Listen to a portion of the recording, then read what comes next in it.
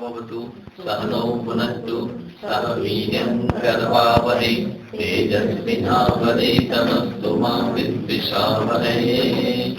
ओम शांति शांति शांति।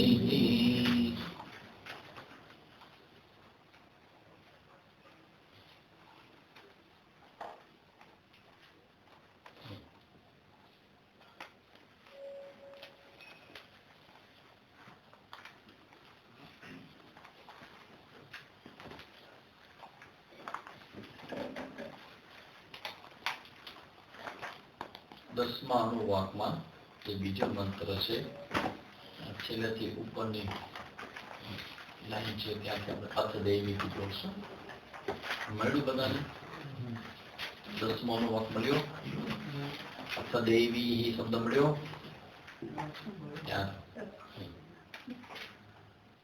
अथ दैवी तृप्तिरिति दृष्टो बलमिति विद्युते यत इति पशुषु ज्योतिरिति नक्षत्रेषु प्रजातिरमृतमानन्द इत्युपस्थे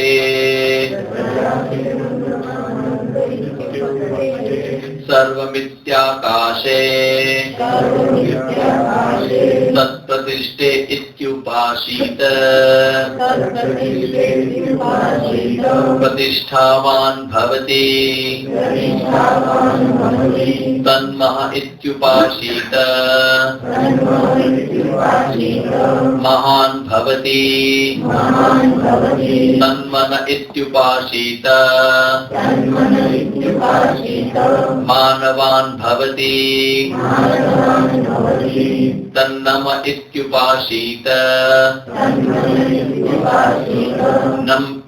नम्यन्ते एस्मै कामाः नम्यन्ते एस्मै कामाः तद्ब्रह्म्यत्युपासीत ब्रह्मवान् भवति तद्ब्रह्मणः परिमर इत्युपासीत पर्येणं म्रियन्ते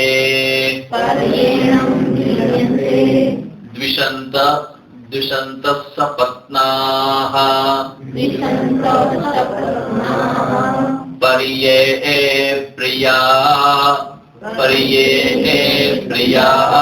भ्रातव्याः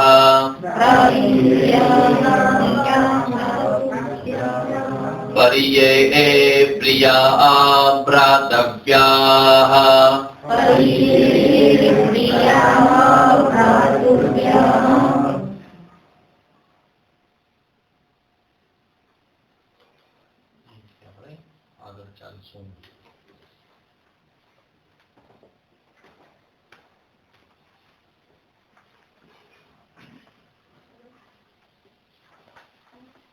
તૈત્તરીય ઉપનિષદનો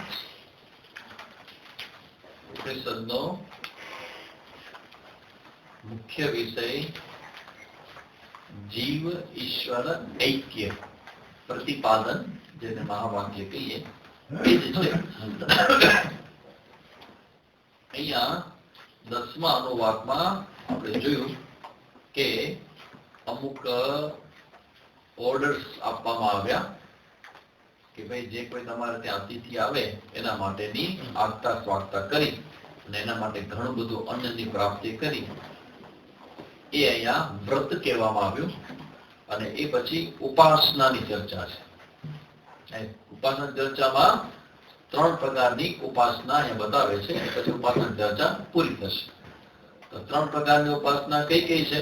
તો કે પહેલી છે આધ્યાત્મિક ઉપાસના, પછી આદિદેવિક ઉપાસના અને આકાશની ઉપાસના.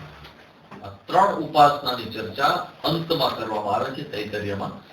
અને એ પછી લાસ્ટમાં અંતમાં શેની ચર્ચા? તો કે ભાઈ આવું જ્ઞાન જેને મળ્યું છે એ જ્ઞાનીના ઉદ્ગારો છે બધા.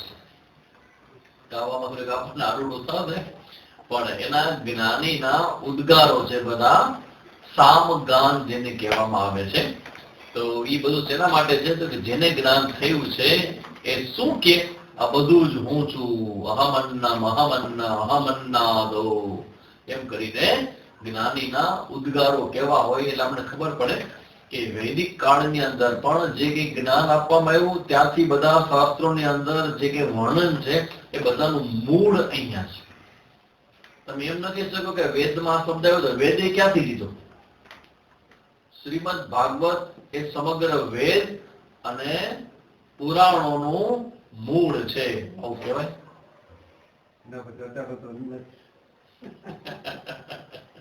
આવું કહેવાય. વક્તા જો આવું કે તો શું થશે શ્રોતાઓ? ઉલટું જ્ઞાન, ઊંધા અર્થે હજામત કરે છે. ત્યાં સુધી ટોપિકની ચર્ચા ન કરે અને દેશભક્તિની વાત કરો તો હજી હાલે છે. તો ટોપિકની ચર્ચા ઉલટી કરે, ખોટી કરે, તો કાં તો પત્રકારો એ ખોટો સમજો છે, કાં ભાઈ વક્તાને જોવું પડે, ટેપમાં જોઈ લેવું પડે કે એવું જ બોલ્યા છે, તો પછી કેવું પડે કે ભાઈ આવું ન કયો. ભાગવત તો પુરાણ છે ને, પુરાણ હતા તો ઉપનિષદ અને સ્મૃતિ ગ્રંથ પછી આવે, થર્ડ સ્ટેજમાં એનો બધા પુરાણો રચ્યા પછી એમને જે શોખ છે એનો રજૂ કર્યું.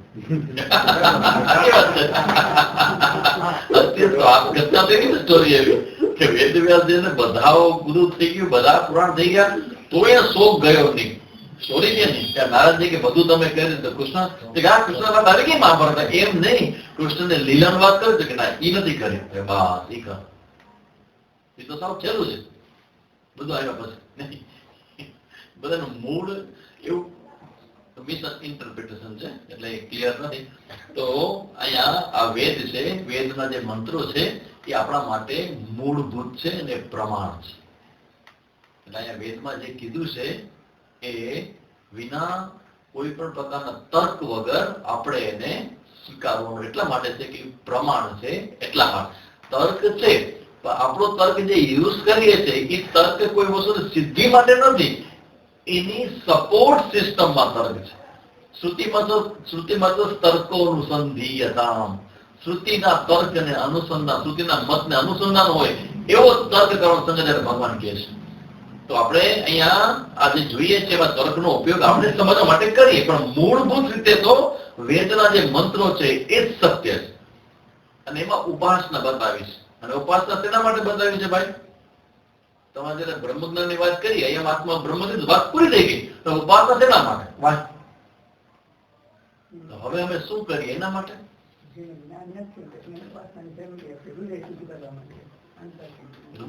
ઉપાસના શેના માટે છે? કે બધું સાંભળું અને પછી વ્યવહારમાં નથી આવતું. કેટલાના પ્રશ્ન છે આવું? ઝુંબળાને લઈને બધા આવો પ્રશ્ન છે. તમે જેને સાંભળીએ છીએ પણ કનેક્ટ થતું નથી. તો એને શું કરવું?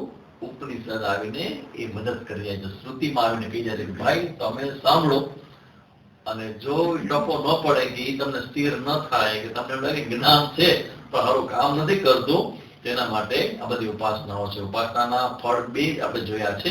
એક એવું છે ફળ કે વ્યવહારિક રીતે તમારી જે કામનાઓ છે એ પણ પૂરી થાય ઉપાસનાથી, અને વ્યવહારિક કામના છોડી અને માત્ર બ્રહ્મજ્ઞાનની ઈચ્છાથી જો ઉપાસના કરો તો એ નિષ્કામ ઉપાસના કહેવાય. નિષ્કામ કર્મ તો જોયું આપણે, બરાબર? નિષ્કામ કર્મ એટલે જે કર્મની અંદર કોઈ પ્રકારની ઈચ્છા નથી, તે હજુ ખોટું. નિષ્કામ નિર્ગતા કામના, બધે જ કામનાઓ છૂટી ગઈ જેમાંથી, જેમાં કોઈ કામના એટલે ઈચ્છા, ફળની જેને કોઈ ઈચ્છા નથી એવું કર્મ એટલે નિષ્કામ કર્મ. સાચું ખોટું?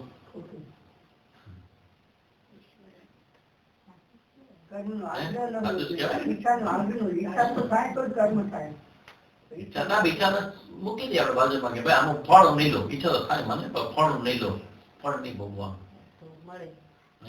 તો નિષ્કામ કહેવાય. કરતો મળે. આપણે એક વસ્તુ સમજી લઈએ કે જેટલું કર્મ મહત્વનું છે એટલું જ કર્મ પાછળની ભાવના મહત્વની છે. આ ક્લિયરિટી વગર નિષ્કામતાના પથ જવું મુશ્કેલ છે. કર્મ કે ફળ છે, કામના છે, એ કેટલી સહજ છે. આપણા બધાના હૃદયમાં ધર્મ અર્થ અને કામ પ્રત્યેનું આકર્ષણ એટલું સહજ છે, થઈ જ જાય. તો હવે એ કામના જયારે હોય બેકઅપમાં, બેકગ્રાઉન્ડમાં, અને તમે કર્મ કરો તો શું એમાં કર્મ ફળની ઈચ્છા ન થાય? ઉપર પ્લાન વિચાર હું કર્મ કરું, બાને કોઈ ફળ મને કોઈ નથી જોતું. તો એ વસ્તુ બરાબર ક્લિયર કરી લઈએ કે આપણે જે કર્મ કરીએ એ કર્મની સાથે સાથે કર્મ પાછળની ભાવના છે એ પણ એટલું જ ઇમ્પોર્ટન્ટ છે. કદાચ વિશેષ રૂપે ઇમ્પોર્ટન્ટ એટલા માટે છે કે ભાવનાઓની શુદ્ધિ અર્થે જ એ નિષ્કામ કર્મ છે. તો અહીંયા કેવી ભાવના કરવાની છે કે જો ભાઈ કર્મ મેં કર્યું છે, હજી જ્ઞાની તો થયો નથી એવડો મોટો, લોકો ભલે કે હું જ જ્ઞાની થયો નથી. અચ્છા, તો કર્મ તો હું જ કરું છું, કર્મ તો થયું, પણ હવે હું શું કહું છું, આ જે કર્મ થયું એ ભગવાનની શક્તિથી થયું.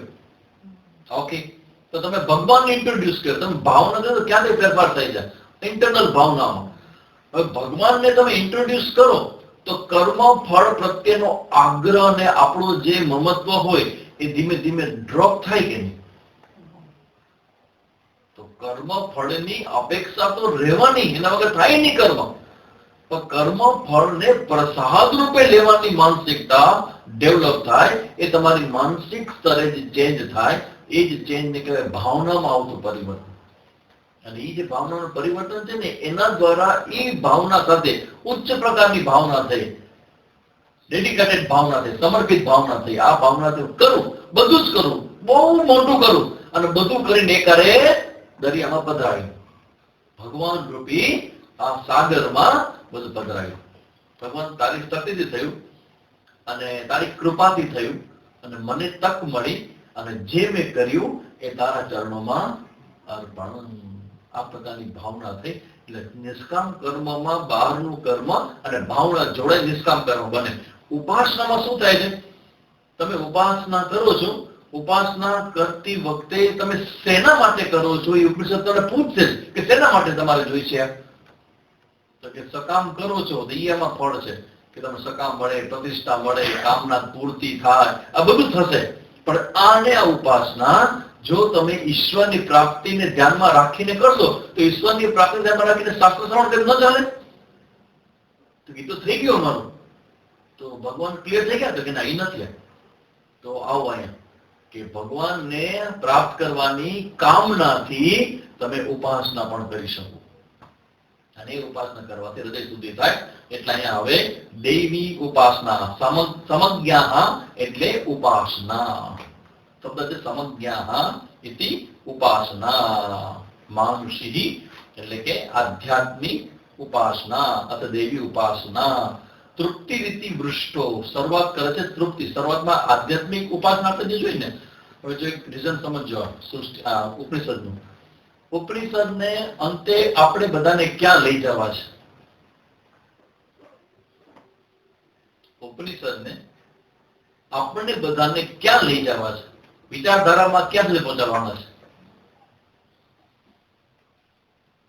અલ્ટિમેટ શું છે?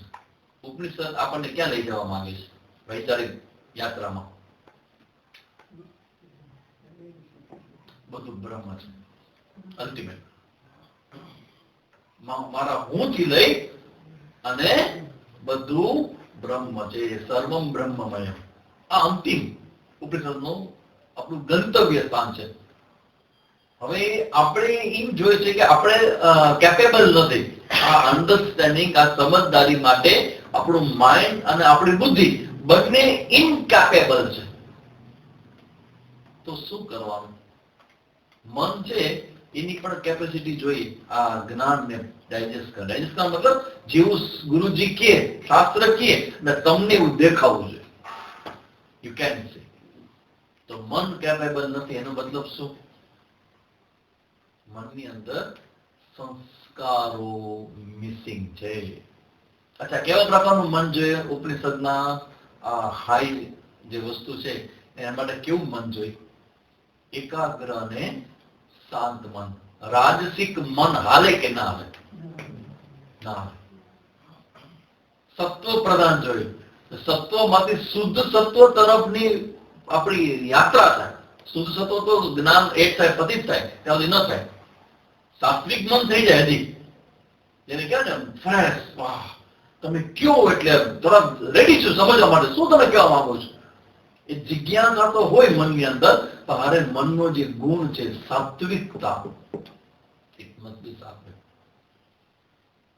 સાત્વિક મન હોય, એકાગ્ર મન હોય, જે તમે કહો છો એના સિવાય હવે બીજો કોઈ મનમાં વિચાર નથી, અને એકાગ્ર મન કહેવાય. એટલે સાત્વિક, એકાગ્ર અને શાંત મન જોઈએ. શાંત મનનો મતલબ છે તમે એકવાર બેઠા એટલે બેઠા, that's all. બીજો કોઈ જ વિચાર નહીં, બીજો કોઈ લક્ષ્ય નહીં, એકમાત્ર આ. હવે આવું મન લઈને ઉપનિષદમાં જયારે જઈએ ત્યારે એ હાઈ લેવલની વાત કરે કે બધું બ્રહ્મ છે તો જોઈ શકીએ આપણે. હવે એવું નથી તો શું કરવું? તમે કહો છો સમજી ગયા, તો આવું હોવું જોઈએ, પણ નથી તો શું કરવું? રસ્તો બતાવે છે પ્રોફેસર. ઉપાસના કરો. હવે પેલી ઉપાસના કેવી કરી? આધ્યાત્મિક ઉપાસના. આધ્યાત્મિક ઉપાસના શું? તમારા આ કાન, નાક, જીભ, આખું શરીરમાં જે છે આધ્યાત્મિક અને શરીરને શું સંબંધ છે? મેં એક શબ્દ સમજાવ્યો હતો. આધ્યાત્મિક આત્મા સંબંધી એટલે કેવી રીતે?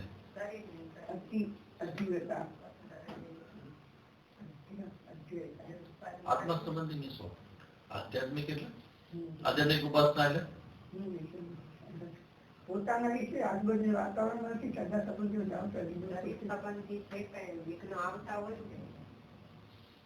આધ્યાત્મિક એટલે શું?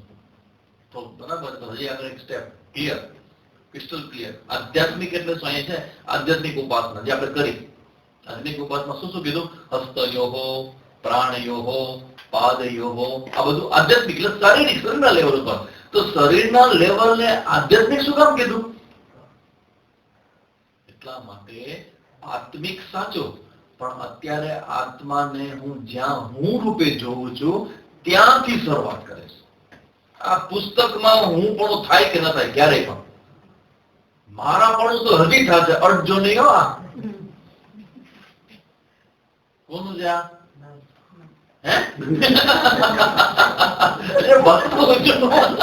આવું સરસ પુસ્તક નહીં, કુટુંબી પુસ્તકમાં હું પણ નહીં થાય. ઇવન કપડામાં, કપડા કોના છે? મારા. અને શરીર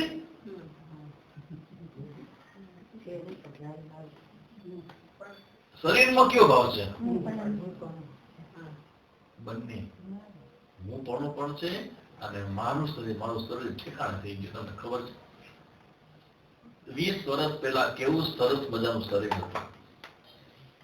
ફોટા જોવો તો તમને લાગે જોયા જ કરી. હવે તો મારો ફોટો છે હું બી જાઉં છું. મારું શરીર કેવું હતું? તમે શરીરમાં મારું પણ કરો છો અને શરીરમાં હું પણ કરું છું. એટલે આધ્યાત્મિક. તો ઉપનિષદ કહે છે કે તમારા જેટલા શરીરના અંગ ઉપાંગ છે એ બધું જ ઈશ્વરનું છે, ઈશ્વર દ્વારા ચાલે છે. એટલે તમારે એમાં તમારો હું પણ અને મારાપણાનો ત્યાગ, ઇતિ ઉપાસના. આપણે આધ્યાત્મિક ઉપાસના જોઈ ગયા. ઇતિ માનુષી ઉપાસના, માનુષી આધ્યાત્મિક ઉપાસના. સંબંધી શરીરમાં, પ્રાણમાં, મનમાં, બુદ્ધિમાં જ્યાં જ્યાં હું પણ થાય છે એની ઉપાસના. હવે દૈવી ઉપાસનામાં તો બધા યશયથી પશુ શું, બીજી બહારની બધી ઉપાસનાઓ શરૂ થશે. પણ એમાં એક ઉપાસના એવી છે કે જે દૈવી ઉપાસનાના લિસ્ટમાં છે, પણ ખરેખર છે એ આધ્યાત્મિક ઉપાસના. એક ઉપાસના કઈ છે? પ્રજારિતિમ અમૃતમ આનંદ ઇત્યુપસ્થે. આ શબ્દ છે તમારા ઉપનિષદમાં ક્યાંય જોવો તો?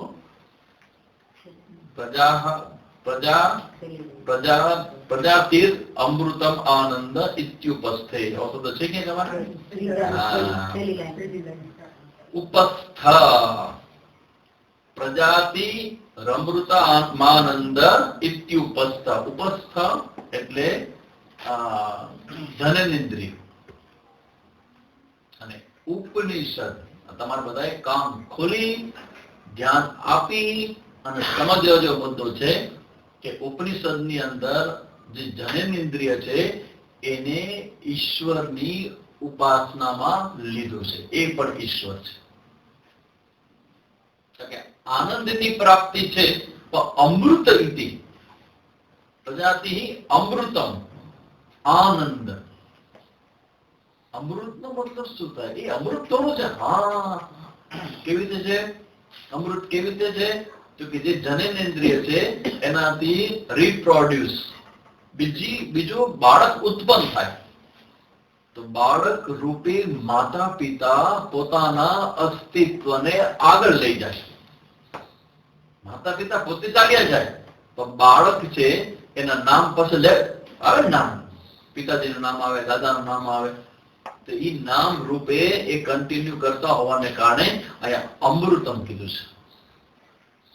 અને એ આનંદની જે અનુભૂતિ કરાવે છે, ઇતિ ઉપસ્થે, ઉપસ્થે આ જનનેન્દ્રિય છે એ પણ ઈશ્વરની જ સંપત્તિ છે, ઈશ્વરનું છે, અને ઈશ્વર દ્વારા ચાલે છે. એટલે એમાં પણ ઈશ્વરનો ભાવ કરવો. આટલી બધી પવિત્રતા શા માટે? આખા શરીરમાં બધું જ પવિત્ર છે. શું કામ? કેમ કે ઈશ્વર દ્વારા બનેલું છે અને તેથી ઈશ્વરનું છે એટલે પવિત્ર છે. તો તમે જુઓ, શરૂઆત અહીંથી કરી કે આ બધું ઈશ્વરનું, આ બધું ઈશ્વર, આ બધું ઈશ્વર, ઈશ્વરનું, અને ધીમે ધીમે ધીમે સમજાય કે બધું ઈશ્વર છે. ત્યારે આ ક્લિયર થાય એટલે તમારા શરીરના લેવલમાં આખું શરીર તમારું ભગવાનનું મંદિર બની જાય. અને ભગવાનના આ મંદિરમાં ભગવાનને તિલક ક્યાં કરવાનું?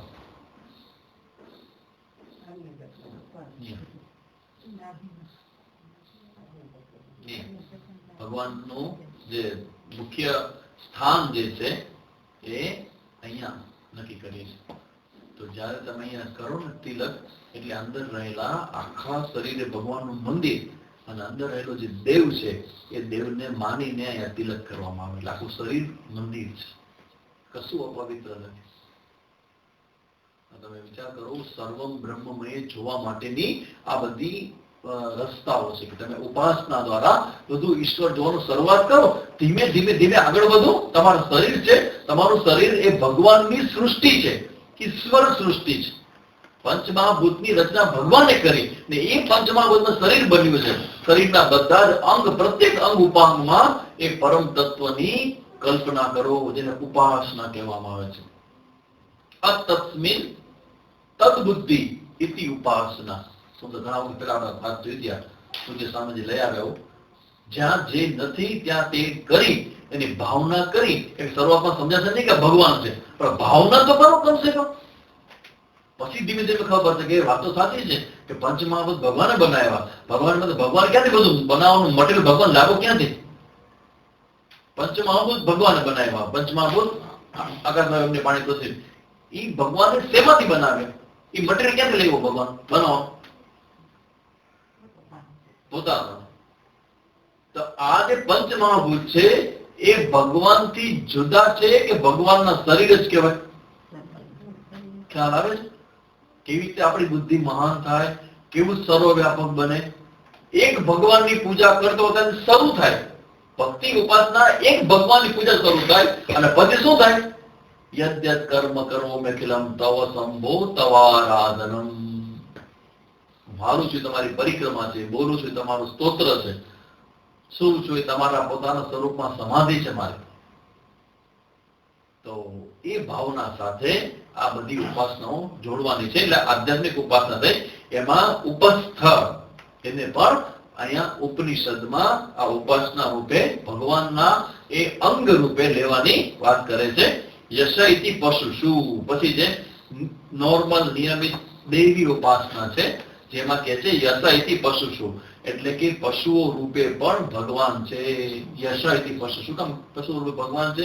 આ યશ શબ્દ ને પશુ શું કામ જોડે છે? એ સમયમાં જેની પાસે વધારે કેટલ, વધારે ગાયો હોય, એ વધારે સારો વ્યક્તિ, વધારે સજ્જન વ્યક્તિ નહીં, પણ વધારે પૈસા વાળો વ્યક્તિ કહેવામાં આવે. યશ સંપત્તિમાં, સંપત્તિ જેને કારણે છે. પશુ ઇતિ બ્રહ્મ. ટૂંકમાં બધી જ વસ્તુ બ્રહ્મ છે એ જોવાનો અભ્યાસ છે. પછી સર્વમિત્યાકાશે. હવે અહીંથી ત્રીજી ઉપાસના શરૂ થાય છે.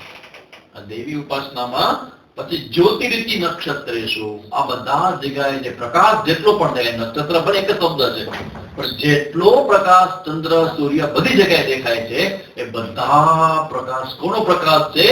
બ્રહ્મનો પ્રકાશ છે. આ જોવાનો અભ્યાસ કરવો. હવે આને કહેવાય દેવી સમજ્ઞાહ. પશુ ઇતિ યશ ઇતિ પશુ શું? દેવી સમજ્ઞાહ એવો શબ્દ મનમાં આવવો જોઈએ. શબ્દ સમજાય આવો? દેવી એટલે દેવી ઉપાસના છે. એ સંદર્ભમાં યશ ઇતિ પશુ શું, જ્યોતિર્ધિ નક્ષત્રે શું, આ બધી જગ્યાએ તમારે ઈશ્વરને જોવાનો છે. પછી સર્વમિત્યાકાશે, હવે આકાશની ચર્ચા કરે છે. આકાશ અવકાશ પ્રદાતુ ઇતિ આકાશ. આકાશ ખાલી છે કે ભરેલું? આપણા માટે હંમેશા ખાલી જ હોય. આપણા માટે આકાશ હંમેશા ખાલી હોય, પણ આકાશ છે એ ઈશ્વરનું સ્વરૂપ છે. ઈશ્વરના સર્વવ્યાપક સ્વરૂપનું સૌથી શ્રેષ્ઠમાં શ્રેષ્ઠ એક્ઝામ્પલ આપણી પાસે જે કોઈ હોય તો એ આકાશ છે. કારણ કે બધી જગ્યાએ છે, નાનું મોટું બધી એવરીવેર, બધી જ જગ્યાએ છે આકાશ. સૌથી પહેલું કારણ છે આકાશ, જેમાંથી બધું બને. આકાશમાંથી વાયુ, વાયુમાંથી અગ્નિ, અગ્નિમાંથી પાણી, પાણીમાંથી પૃથ્વી, આ બધાનું કારણ આકાશ છે. હવે આકાશની ઉપાસના કરે છે કે આકાશ ઇતિ બ્રહ્મા. આ આકાશ છે એ જ ઈશ્વર છે. તો સમજવાનું શું? વાયુ છે એ જ ઈશ્વર છે, પછી અગ્નિ છે એ જ ઈશ્વર છે, પછી પાણી છે એ જ ઈશ્વર છે, અને પૃથ્વી છે એ જ ઈશ્વર છે. ઇતિ આકાશે, આકાશ દિશાથી લઈ અને બધામાં ઈશ્વર ભાવ કરવો. તત્ પ્રતિષ્ઠા ઇતિ ઉપાસિત, પ્રતિષ્ઠાવાન ભવતી. આવી ઉપાસના કરો. અને એટલા માટે શું કામ? તો કે આ બધું જે છે એ બધાનું કારણ તો આકાશ છે, અને આકાશ રૂપે પરમાત્મા પ્રગટ થયો છે, એટલે એને ઈશ્વર તરીકે જુઓ. તન્મહ ઇતિ ઉપાસિત.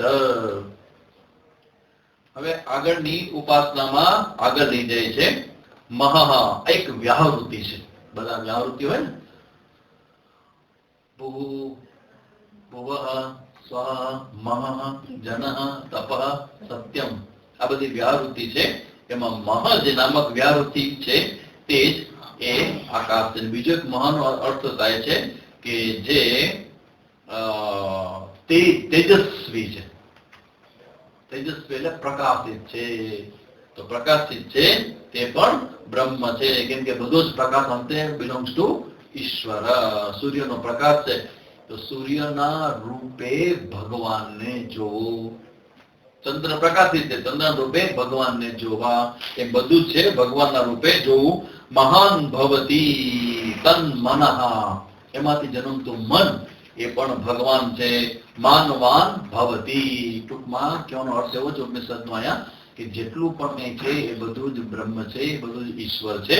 અને આવું જે માને છે, માનવાન ભવતી. માનવાન ભવતી એટલે શું? તો કે ભાઈ જે લોકો આવી ઉપાસના કરે છે એના મનમાં રહેલા જેટલા પણ સંકલ્પો છે એ સંકલ્પો પૂરા થાય છે. માનવાનો મતલબ એવો થાય કે મનની અંદર રહેલા સંકલ્પો છે એ આ ઉપાસનાને કારણે પૂરા થઈ જાય છે, સકામ માટે. પણ આ જ ઉપાસના જો નિષ્કામ ભાવથી કરવામાં આવે તો આપણો જે સર્વાત્મ ભાવ છે એની સપોર્ટ, એની મદદ કરશે. પછી આવે છે તન નમઃ. નમઃ ઉપાસિતવ્ય, તમે નમસ્કાર કરો. નમસ્કાર કોને કરો? દેવતાને કરો, વડીલને કરો, જેને પણ કરો. નમસ્કાર કરો ત્યારે એ ભાવથી કરો કે દરેક નમસ્કાર કોને જાય છે? સર્વદેવ નમસ્કારમ કેશવમ પ્રતિગચ્છતિ. તો મારા બધા જ નમસ્કાર જેને પણ કરો, એક પ્રકારની ઉપાસના છે. દેવી દેવતા જ્યાં જે મળે ત્યાં બધાને નમસ્કાર કરો. ઇતિ ઉપાસિતવ્ય, નમસ્કાર કરો છો એ પરમાત્માને જ કરો છો. તમારો નમસ્કાર ત્યાં જ પહોંચે છે એવી ભાવનાથી નમસ્કાર રૂપી ઉપાસના તમે કરો. નમ્યંત્યસ્મૈ કામાહ. પછી કે આવું નમસ્કારની ઉપાસના કરનારને શું મળે છે? કામાહ, તમારા હૃદયમાં જે પણ કામનાઓ હોય. એટલે ઉપનિષદ બે રીતે ફળશ્રુતિ હારે હારે બતાવતો જાય છે. આ ઉપાસનાથી નિષ્કામ ભાવથી ઈશ્વર પ્રતિ લઈ જાય અને જો તમારી સકામ ભાવના દ્વારકાધીશની પ્રાર્થના કરો કે દ્વારકાધીશ એ રણછોડ રાય હવે તો આ દુઃખમાંથી છોડાવ છોડાવ છોડાવ, તને નમસ્કાર કરું તને નમસ્કાર કરું, તો એ નમસ્કાર શું કરે? તમારી આ કામનાને પૂરી કરે. તો એવી રીતે આ બધી જગ્યાએ નિષ્કામ અને સકામ બંને સાથે ચાલે છે. તદ બ્રહ્મ્યતિ ઉપાસિકા, બ્રહ્મનો મતલબ છે જેની કોઈ લિમિટ નથી. તે આકાશના રૂપમાં જવાનું છે, આકાશને કોઈ મર્યાદા નથી. એવી રીતે બ્રહ્મની કોઈ મર્યાદા નથી. એવો જે બ્રહ્મ સ્વરૂપ છે, બ્રહ્મવાન ભવતી, જે મહાન બ્રહ્મને જોવે છે એ બ્રહ્મ થઈ જાય છે. તદ બ્રહ્મણા, જે બધી જગ્યાએ રહેલું બ્રહ્મ છે, મહાન બ્રહ્મ છે, એને કોઈ જોવે. હવે એક નવી વાત સુતી આવે, બહુ સરસ મજાની વાત છે. તદ બ્રહ્મણા પરિમરયથી ઉપાસિત. પરિમર એટલે ડિસ્ટ્રોય કરનાર તત્વ, નાશ કરે છે.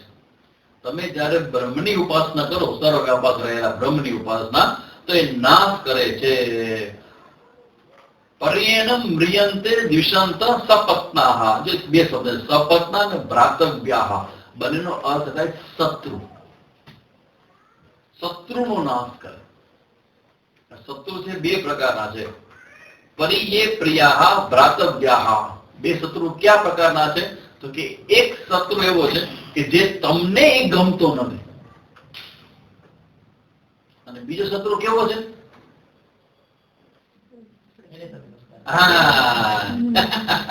એને તમે ગમતા નથી. ઉપનિષદ કેવું સૂક્ષ્મ લેવલમાં લઈ જાય છે કે આ ઉપાસનાનું ફળ તો જુઓ. તો જે તમારો છઠ્ઠો ભાવ સ્ટ્રોંગ બને. કોઈ નથી ના જ્યોતિષ વાળું. છઠ્ઠો ભાવ શત્રુ છઠ્ઠો ભાવ. શત્રુ તમારા નાશ પામે.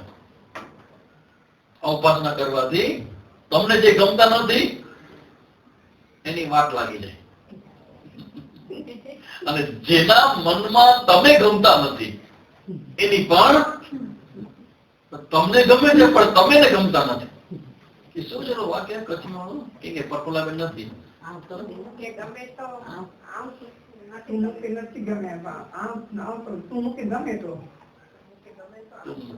છોકરો કે ના તું મને ગમતી નથી, અને બપોરો કે ના તું મૂકી ગમે તો.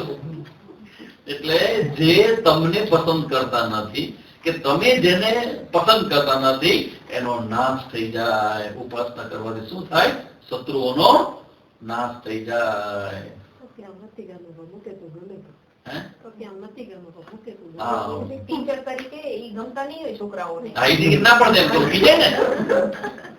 છોકરો ના પડે કે ના તું મને ગમતી ને પછી હું શું કે એમાં છોકરો નાનો હોય ને તું મૂકે ના ગમે, તું મૂકે આમ તો કે ભલે ના ગમા પણ તું મૂકે બોરું જ ગમે. તું મૂકે બોરો ગમે તો ટીચર એમ કે હું ભલે ના ગમું તું મૂકે બોરો ગમે તો એના શબ્દોમાં આવે, એના શબ્દ મજા આવે. આપણે તો બોલી રિપીટ થાય પણ ઈ જરા બોલાવતો બોલો તો ભલે ના ગમતી વા પણ તું તો મૂકે બોરું જ ગમે તો એમ કે સ્ટાઈલમાં. એટલે આ ઉપાસના કરો એટલે તમારા દુશ્મનનો ટિકિટ ફાટી જાય, કપાઈ જાય. ગમે નહીં આવું, તમને ગમે આવું ગમે નહીં, પણ એનો અર્થ એવો છે કે તમારી અંદર એના પ્રત્યેની શત્રુ ભાવના છે ને એ રજા લઈ જાય. એના મનમાં સાંભળજો બીજો શબ્દ, એના મનમાં તમારા પ્રત્યેની શત્રુ ભાવના છે એ શાંત કરી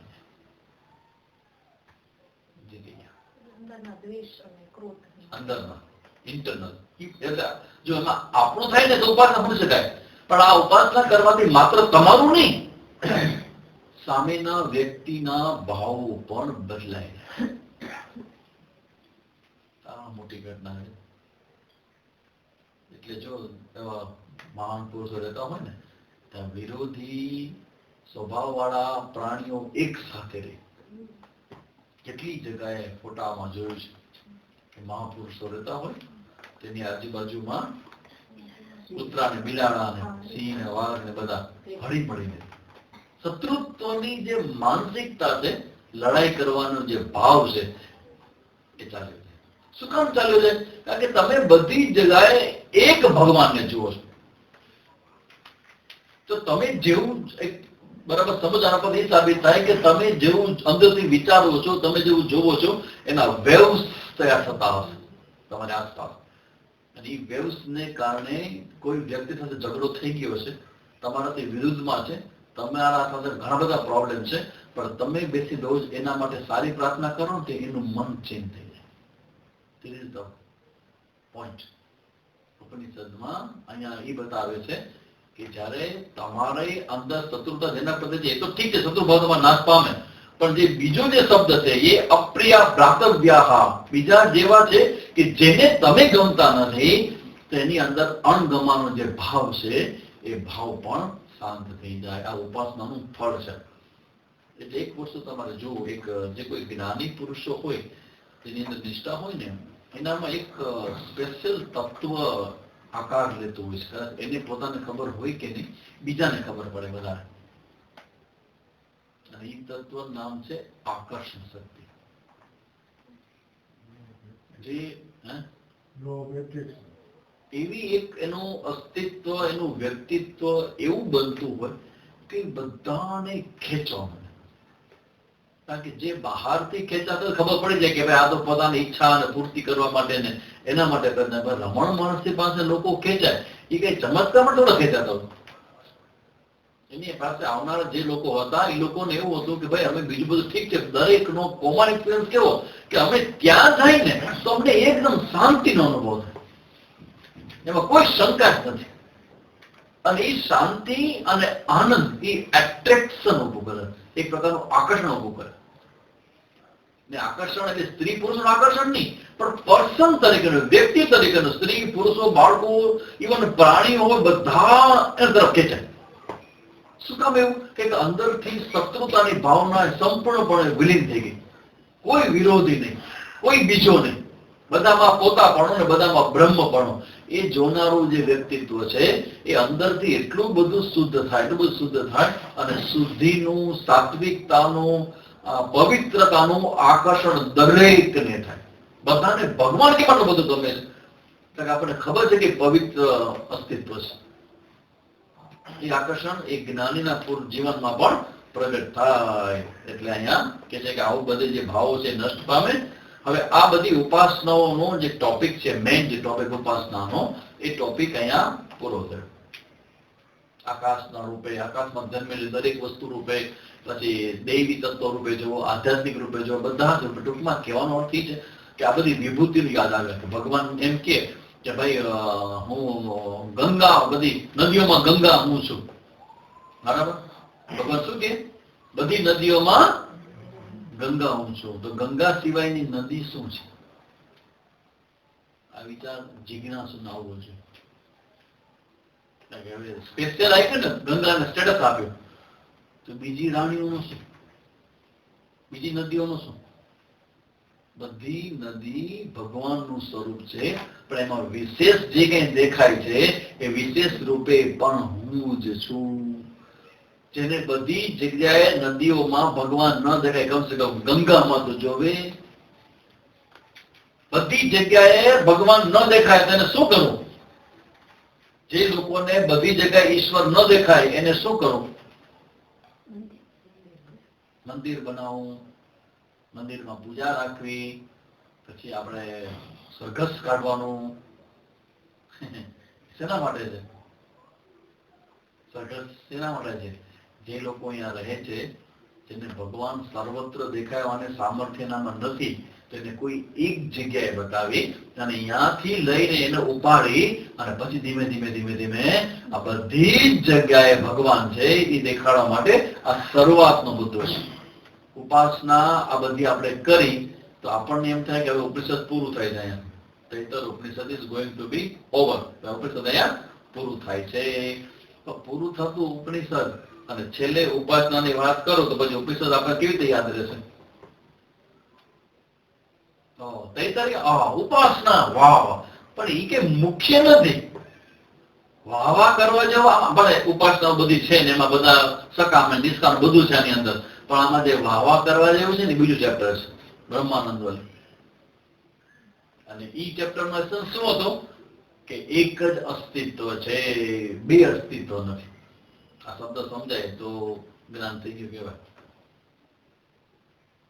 અસ્તિત્વ કેટલા? એક કે અનેક?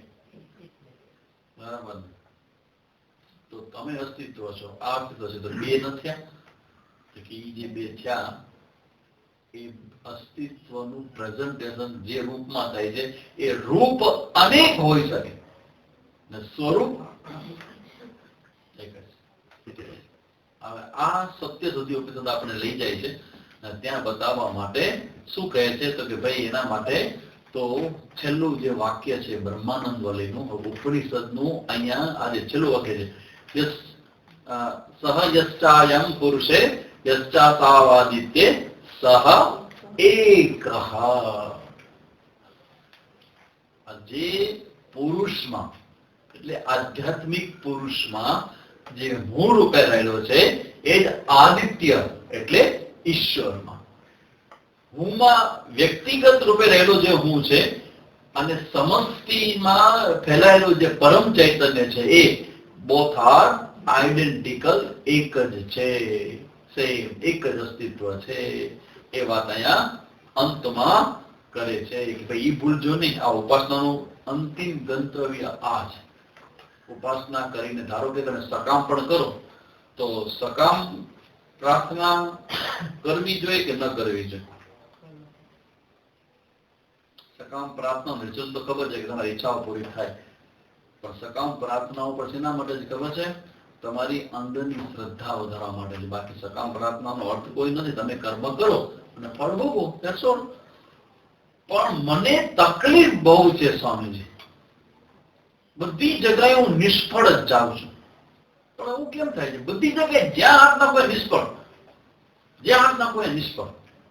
પ્રોબ્લેમ પ્રોબ્લેમ પ્રોબ્લેમ, સમસ્યા સમસ્યા સમસ્યા, બધું પ્રોબ્લેમ જ દેખાય મને. હા, આવું શું કામ થાય છે? આ બધા સાથે કે તારે સાથે થાય? બધા સાથે નથી થતો. જેની સાથે થાય છે શું કામ થાય છે? પછીનો રિઝલ્ટ આપશું કે આવું તમે કહો આવું નહીં થાય, પણ થાય શું કામ? કારણ કે ભગવાન શું કરે છે? પક્ષપાત કરે છે. તમને જોવે કે હા આવ્યો ને, હવે હાથમાં આવ્યો, હવે મૂકું નહીં એનું. બાકી મારે મંદિર નથી આવતો, મારી બાળા નથી કરતો. અરે કેવું સરસ મજાનું પુસ્તક કયું છે રાધા અવતાર, વાંચતું જ નથી. રાધા અવતાર એટલે ભગવાન નો અને રાધાનો જે પ્રેમ છે એ વાંચો તમારામાં પ્રેમ જન્મે, આપણે માનતા જ નથી. એમ હવે આવા દે કે વાત જોઈ ઇન્ટરવ્યુ લેવા આવજો, ઇન્ટરવ્યુ પાસ તો મને કે એટલે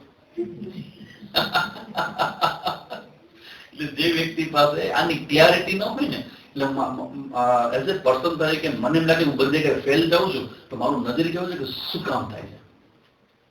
વાઇટ હેપન. કાં તો ભગવાન પક્ષપાતી છે, કાં તો તત્વ જે ભગવાન ફેલાવેલા માયાવી એ પક્ષપાતી છે.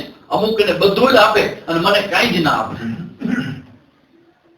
એની સામે જવાબ એટલો જ છે કે તમને જે મળે છે આવા પ્રોબ્લેમ્સ, આવી સમસ્યાઓ, જે ફસાણા છો, જે પ્રોબ્લેમ થાય છે એ માત્ર ને માત્ર તમારા જ કર્મોને કારણે થાય છે. સ્વીકાર્ય છે કે નહીં? જો આ સ્વીકાર્ય હોય તો તમારા જીવનમાં કદી કમ્પ્લેન ના આવે જગત પ્રત્યે, બીજા કોઈ પ્રત્યે, ઇવન ભગવાન પ્રત્યે પણ ના આવે. શું કામ આવે? કર્મનું ફળ જો ભગવાન આપનાર હોય અને આ ફળ તમને મળે છે, તમને સ્વીકાર નથી, પણ ફળ તો મળે છે ને, એ ફળ કોના કર્મનું મળે છે? તો આ સમજાઈ જાય ને તો અધ્યાત્મની શરૂઆત જે તમારા જીવનમાં અધ્યાત્મ સમજાણું એનું પહેલું લક્ષણ આ છે કે તમારા જીવનમાંથી કમ્પ્લેન ચાલી જાય, સ્વીકાર નિવૃત્તિ આવી જાય, એક્સેપ્ટન્સ. શું કામ? તમારું જ કરેલું તમારી સામે. મને આવડો મોટો રોગ થયો, મને કેન્સર થયું, ભગવાન મેં કોઈને શું બગાડ્યું છે? મને તેનું કેન્સર થાય. કંઈક તો રોગ અને એનું કનેક્શન છે કર્મ સાથેનું. એટલે આ બધું સ્વીકારવાથી આપણે ખબર પડે કે આ બધું તો મારા જ કર્મનું ફળ છે. તો હવે શું કરું? બે વસ્તુ ધ્યાન રાખ. તમારા કર્મ શારીરિક કે માનસિક જે પણ કર્મ કરો એ કોઈના પ્રત્યે કોઈ પણ ખરાબ ભાવના રાખ્યા વગર તમે કર્મની શરૂઆત કરો. ભૂલ તો ત્યાંથી જ છે ને કર્મની. પછી તમારી જે લિમિટ કે મર્યાદા છે, તમારો જે રોલ છે, એની મર્યાદાને ધ્યાનમાં રાખીને કર્મ કરો. કોઈને દુઃખ થાય, કોઈને પ્રોબ્લેમ થાય, કોઈને સમસ્યા થાય એવું મારું ન કરવું જોઈએ, એ ધ્યાનથી કર્મ કરો. અને હારે હારે પ્રાર્થના શરૂ કરો કે ભગવાન જે થઈ ગયું એમાં કાંઈ ફેરફાર નહીં થાય, પણ હવે હું તને એટલે પ્રાર્થના કરું કે જે થઈ ગયું છે એ મારી સામે આવે ને તો એને સ્વીકારવાનું બળ આવે. આ દુઃખ અને અનકમ્ફર્ટેબલ સિચ્યુએશન એવી છે કે એ સ્વીકારવાની વૃત્તિ વધારવાથી એનું બળ વધે, અને બળ વધે સ્વીકાર થઈ શકે, અને સ્વીકાર થઈ શકે તો સહન થઈ શકે. આ સહન કરવાની શક્તિ છે ને માણસના માઇન્ડમાંથી આવે, મનમાંથી આવે. બીજા બધા દુઃખો તમારા દુઃખોને ચડાવો માથે, હા ભગવાન જે મેં કર્યું મને સ્વીકાર કરે. તો દુઃખોને દૂર કરી દે એવી પ્રાર્થના કરવી કે રવિન્દ્રનાથ ટાગોર જેવી પ્રાર્થના કરે કે દુઃખો ભલે દૂર ન થાય પણ દુઃખોને સહન કરવાની શક્તિ આપે. કઈ પ્રાર્થના કરે? સ્વાધ્યાયનું ભજન હતું સ્વામી. હા, સ્વાધ્યાયનું ભજન છે. અરે સાંભળ ભગવાન કરી સર્વાતું કાન, મારા કર્મોની દેજે સજા સોંપણી, પ્રભુ સાક્ષી પણ કહેવાની દેજે મને. રવિન્દ્રનાથ ટાગોરનું આવું એક બહુ સરસ ભજન છે, મને બહુ મારું પ્રિય ભજન છે. અમુક ભજનનો બહુ એનો અર્થ એટલો બધો ગમે કે ભગવાન હું બધા દુઃખો મને ન પડે એવું તારા કદે ન માગું, કારણ કે એ મારા દુઃખો મારા પોતાના કર્મનું ફળ છે, તો તારા તરફથી આવતું ફળ તો સ્વીકાર હોય, મારો પ્રસાદ હોય, પણ ભગવાન એટલું કરજે કે એ દુઃખોને હું ડાયજેસ્ટ કરી જાઉં, હું સુસાઇડ ન કરું, મને મરવાના વિચાર ના આવે, પણ એ દુઃખોને પચાવવાની શક્તિ મારામાં પ્રગટ થાય એવી કૃપા તો કરજે. કારણ કે જીવનની અંદર બધું જ કઈ અનુકૂળ થતું નથી. અને મને પહેલેથી એવું લાગ્યું છે, વિચારવા જેવો મુદ્દો છે, ખબર નહીં આ સિદ્ધ થાય કે ન થાય, પણ જેટલી અનકમ્ફર્ટેબલ સિચ્યુએશન હોય ને એટલું તમે અધ્યાત્મમાં વધારે પ્રગતિ કરી શકો. કમ્ફર્ટ ઝોનમાં ભગવાન નહીં.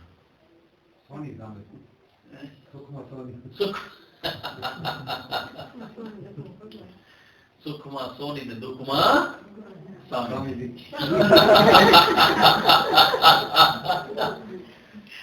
સુખમાં સોની ને દુઃખમાં સ્વામીજી. દુઃખ પડે, ભીડ પડે ત્યારે આપણને એના પ્રત્યે આપણું સમર્પણ છે એનું લેવલ બહુ વધી જાય. સ્વામીજી હમણાં કે મીરાની બાજુમાં જ પહોંચી ગયા. બસ સ્વામીજી હવે તો ભગવાન સિવાય કઈ ન ખપે, કી ન ખપે, ભગવાન સિવાય કી ન ખપે. પણ ક્યાં સુધી? દુખાવો છે ક્યાં સુધી? પછી પાછો વ્યવહાર. આ જે જીવ કરે છે ક્યાંથી કરે જાવ? જન્મ પેલાનું આ એટીટ્યુડ જન્મ પેલાનો છે. જયારે ગર્ભમાં હતો, તમે ડોંગરેજ મારે છે, ગર્ભમાં હતો એટલે જીવ પ્રાપ્ત કરે આમ કરીને ભગવાન તે કરવું, બચાવો, આમાંથી છોડાવો, બહાર નીકળો ને ગેરંટી ભગવાન કે તારું જ નામ લઈ બહાર નીકળ્યા પછી કઈ નહીં કરું, બસ ભગવાન આમાંથી છોડાવો, મને આમાંથી છોડાવો. ભગવાન કે ઓકે તથાસ્તુ. અને જેવો જીવ બહાર આવ્યો નથી, ભગવાન તું ત્યાં ને હું ડુંગળીમાં બહુ હસવાય છે. જીવની કથા જેવી છે, અને આ બધા એકમાં નહીં બધી જ જગ્યાએ તમે જોઈ શકો. એમાં કઈ બહુ ગભરાવું નહીં, આપણા જીવનમાં હશે, ચિંતા ન કરવી, આ સ્વીકાર લેવો, કારણ કે જીવનું લક્ષણ છે. પ્રશ્ન આવે ત્યારે ભગવાન એવો સાંભળે કે પ્રશ્નમાંથી મુક્ત થવું છે. અને ઘણા લોકો એમ કે ના તો પછી ભગવાનને પ્રાર્થના કરી આવે, ભગવાનને પ્રાર્થના કરે, કર્મ તો સારા કરજો, ભગવાનને પ્રાર્થના કરે. અને કોઈ બહુ બ્રિલિયન્ટ માણસ હોય ને એ એમ જોવે કે જો ભગવાનની કૃપાથી આવા ખરાબ કર્મો પણ જો સરખા થઈ જતા હોય તો ભગવાનને હંમેશા માટે માંગી લે તો ભગવાન ના થઈ જાય તો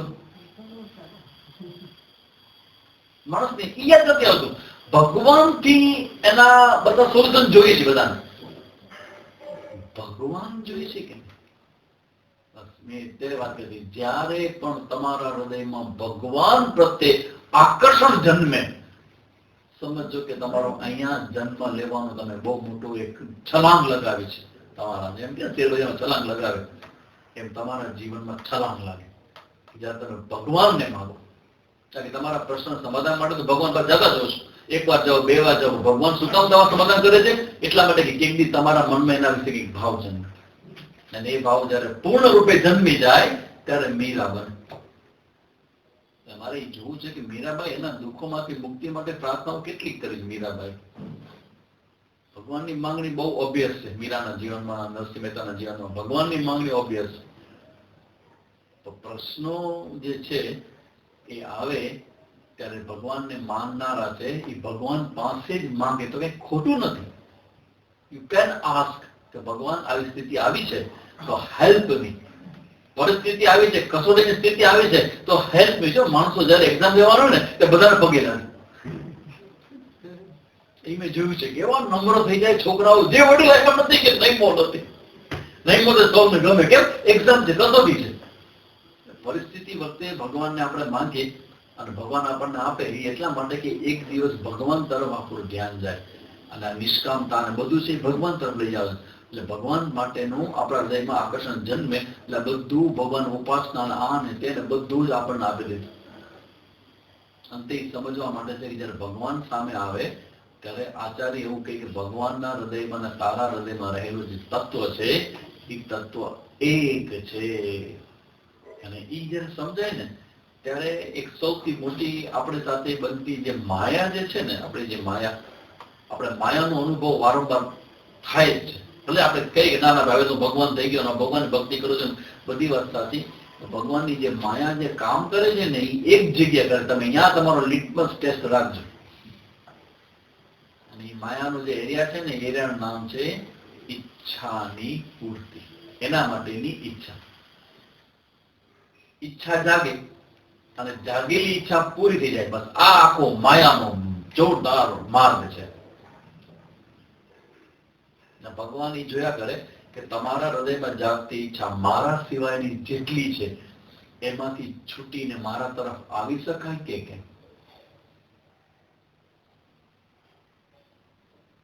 એટલે ભગવાનના માર્ગમાં શું કરે કે તમારે જયારે ભક્તિ જામે ને બરાબર, તમે કે હા ભક્તિ જામી ગયો, ભગવાન એટલે ભગવાન શું કરે એ આ જગતનું એક આકર્ષણ જન્માવનું તત્વ આજુબાજુ મૂકી દે.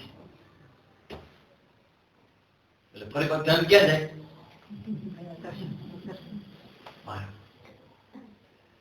સૌથી મોટું આકર્ષણ શેનું છે? વ્યાજ.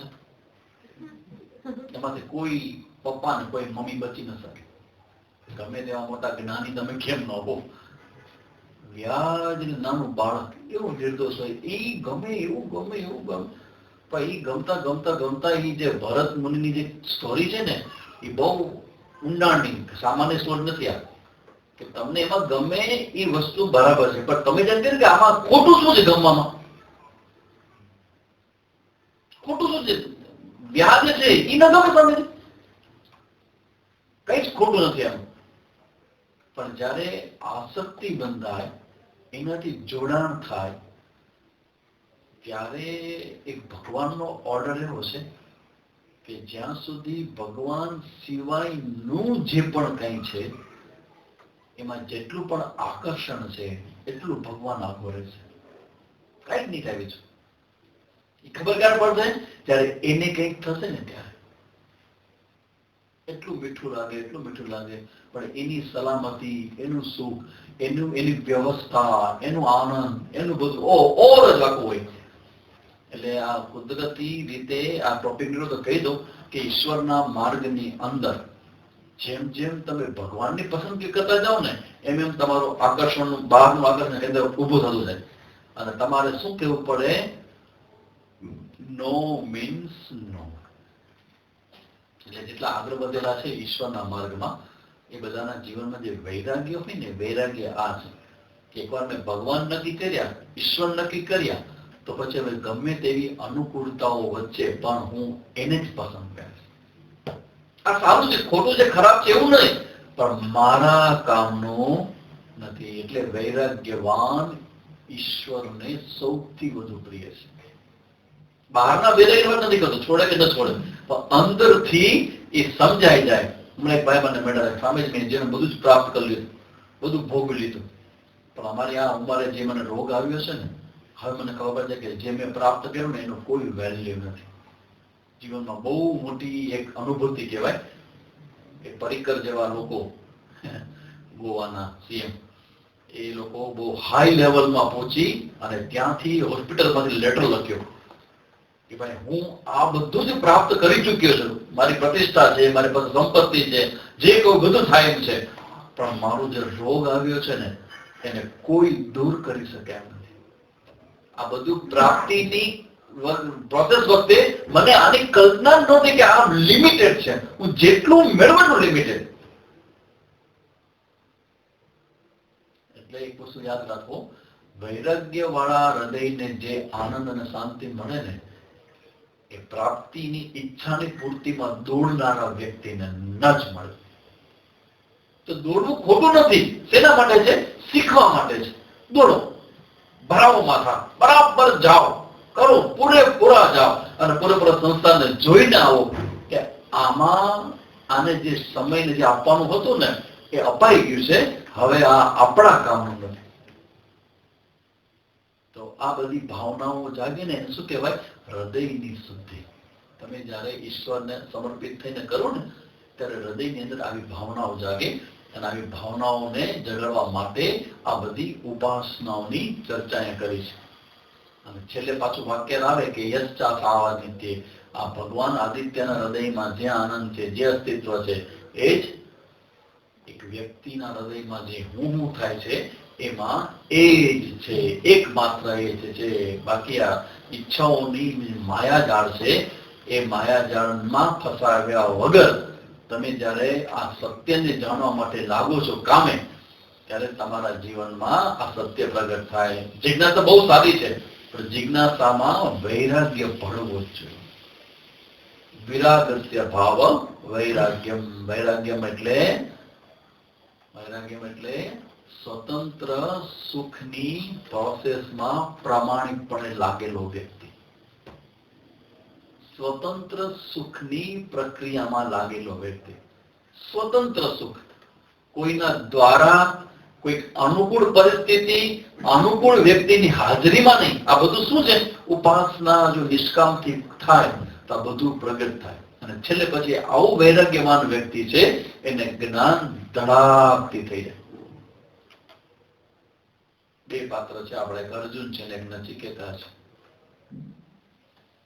નચિકેતા ઇઝ વૈરાગ્યવાન, અર્જુન જિજ્ઞાસુ છે. અર્જુનમાં જે વૈરાગ્ય પ્રગટ થયો, પ્રગટ તો થયો, પણ અર્જુનમાં મુખ્ય વૃત્તિ શું છે? જિજ્ઞાસા છે કે વૈરાગ્ય છે? કિમ રાજ્યના કિમ સુખેના, આપણે ભોગવીને હું શું કર્યું? વૈરાગ્ય છે. આ લોહી વાળા ખરડાયેલા હાથથી હું ભોગ શું કર્યું? વૈરાગ્ય છે.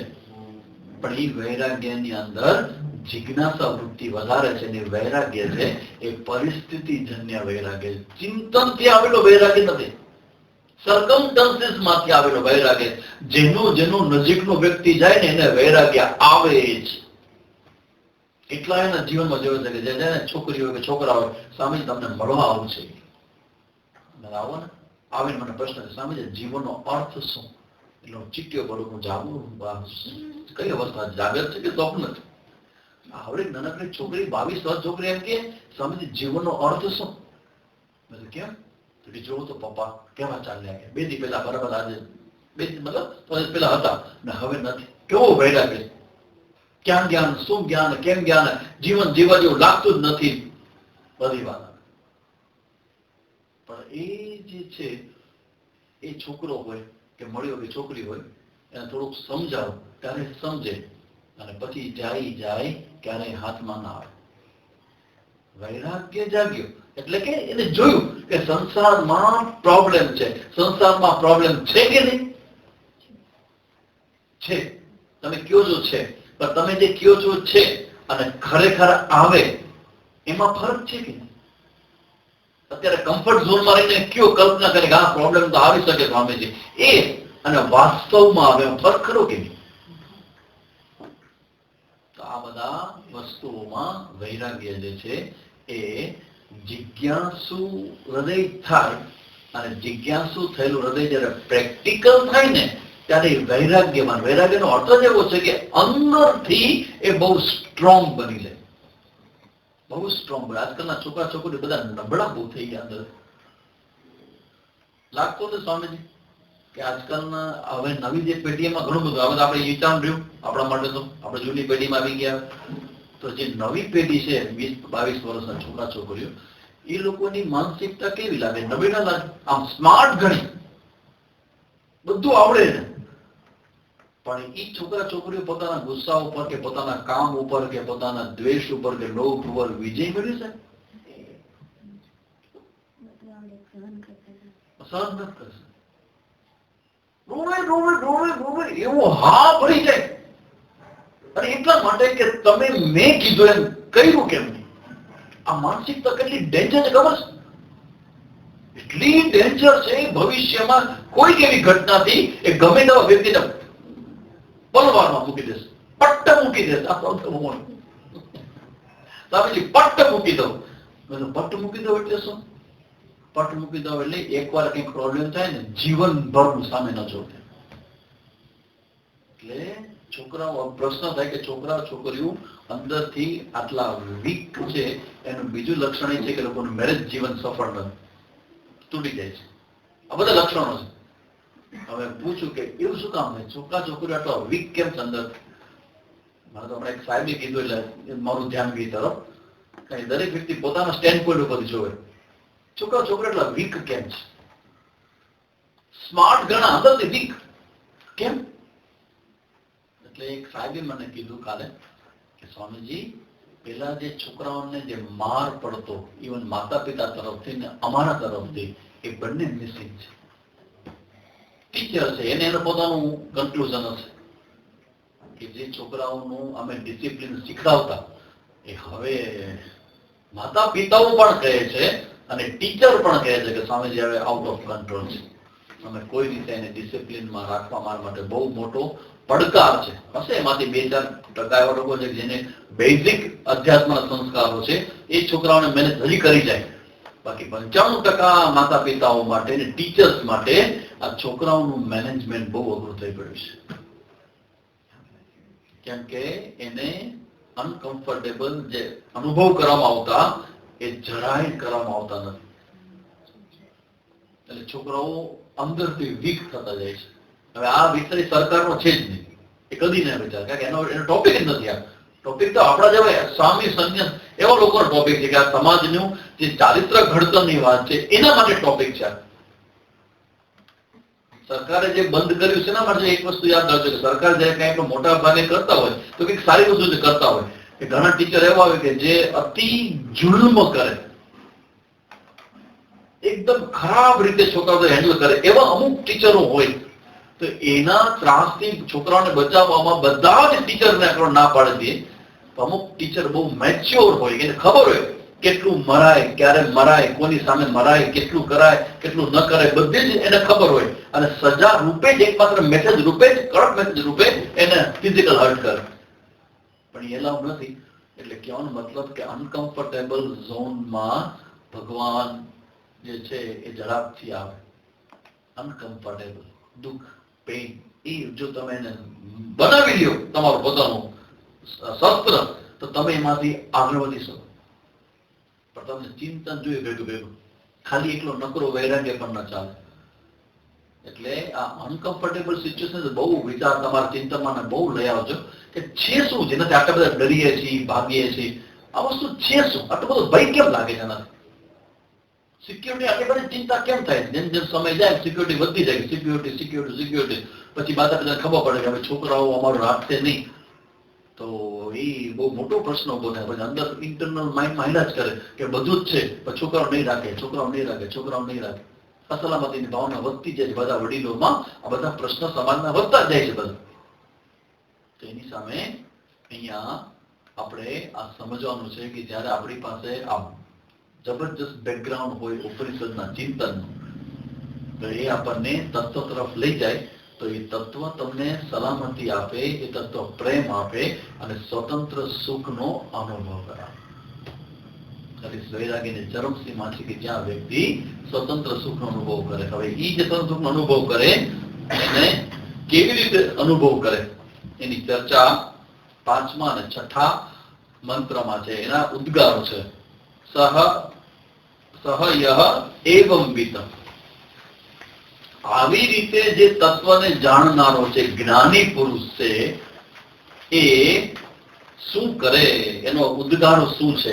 આપણે એના ઉદ્ગારો જરા અહીંયા જોઈએ. સહ એવં વિત.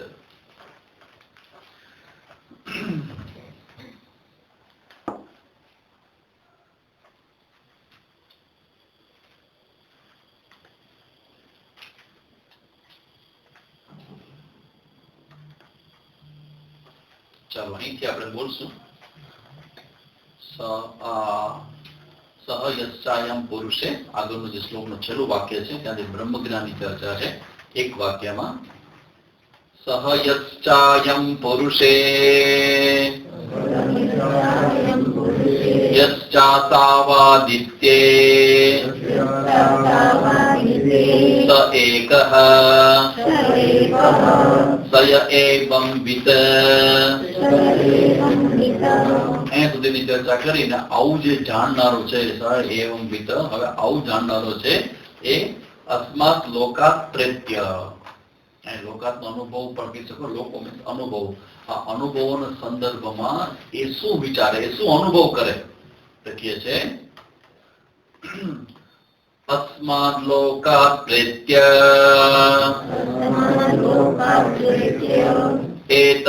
એતમન્નમયમાત્માનમ ઉપસંક્રમ્ય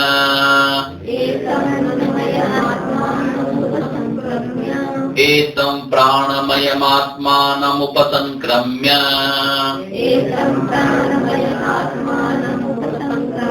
એતમ મનોમયમાત્માનમ ઉપસંક્રમ્ય એતમ વિજ્ઞાનમયમાત્માનમ ઉપસંક્રમ્ય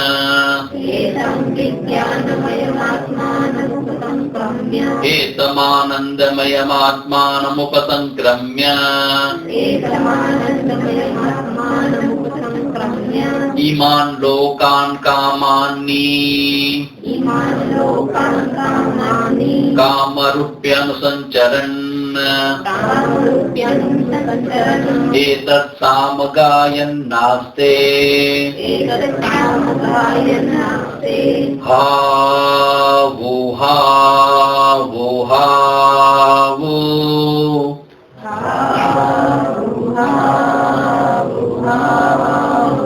अहमन्नमहमन्नमहमन्नम् अहमन्नादो अहमन्नादो अहमन्नादः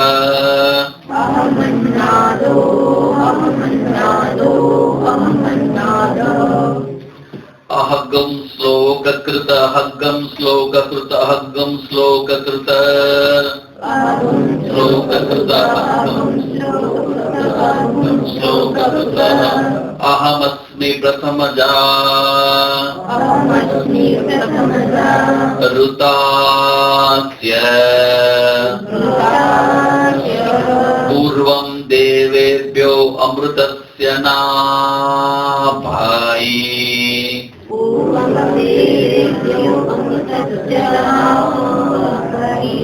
यो मा ददाति स इदेव मा वाह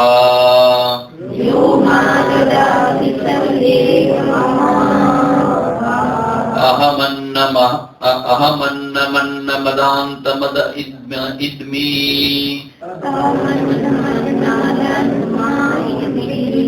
अहमन्नमन्नमदान्तात्मादिद्मि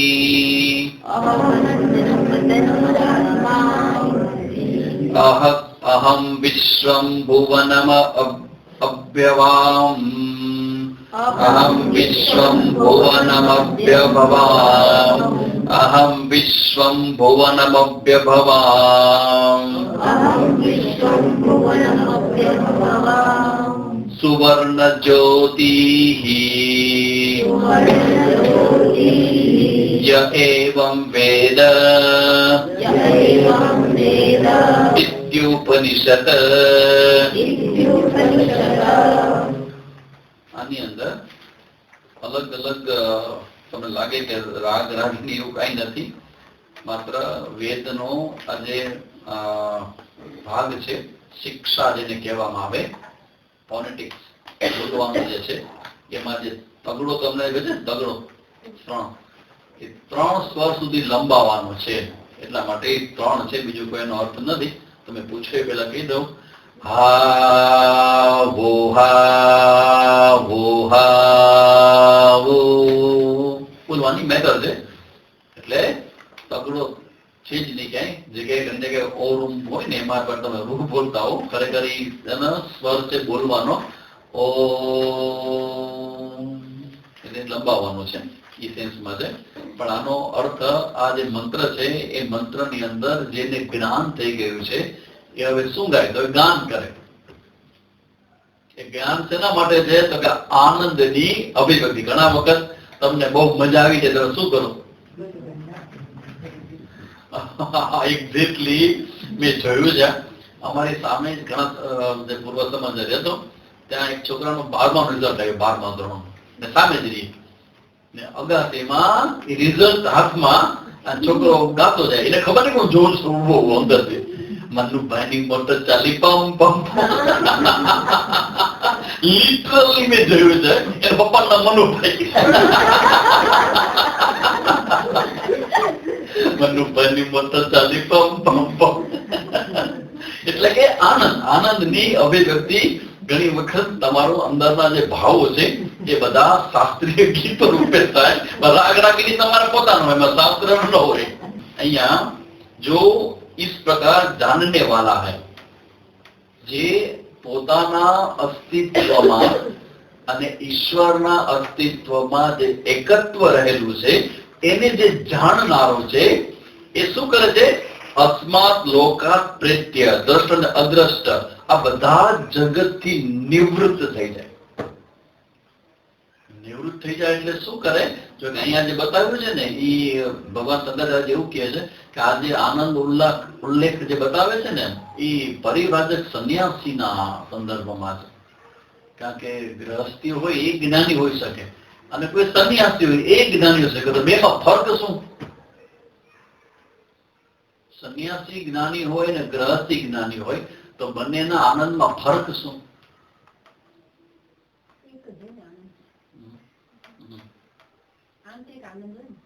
ચલો, એક સંન્યાસી છે એ જ્ઞાની થયો અને ગૃહસ્થી છે એ જ્ઞાની થયો, તો બંનેના શું ફરક પડે?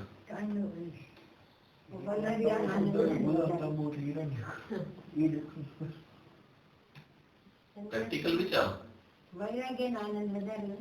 ના ના, બે જ્ઞાની છે અને જ્ઞાન બંનેને થયું, બરાબર. તો હવે જે આનંદ છે એનું અભિવ્યક્તિ કેવી હોય? ફર્ક હોય.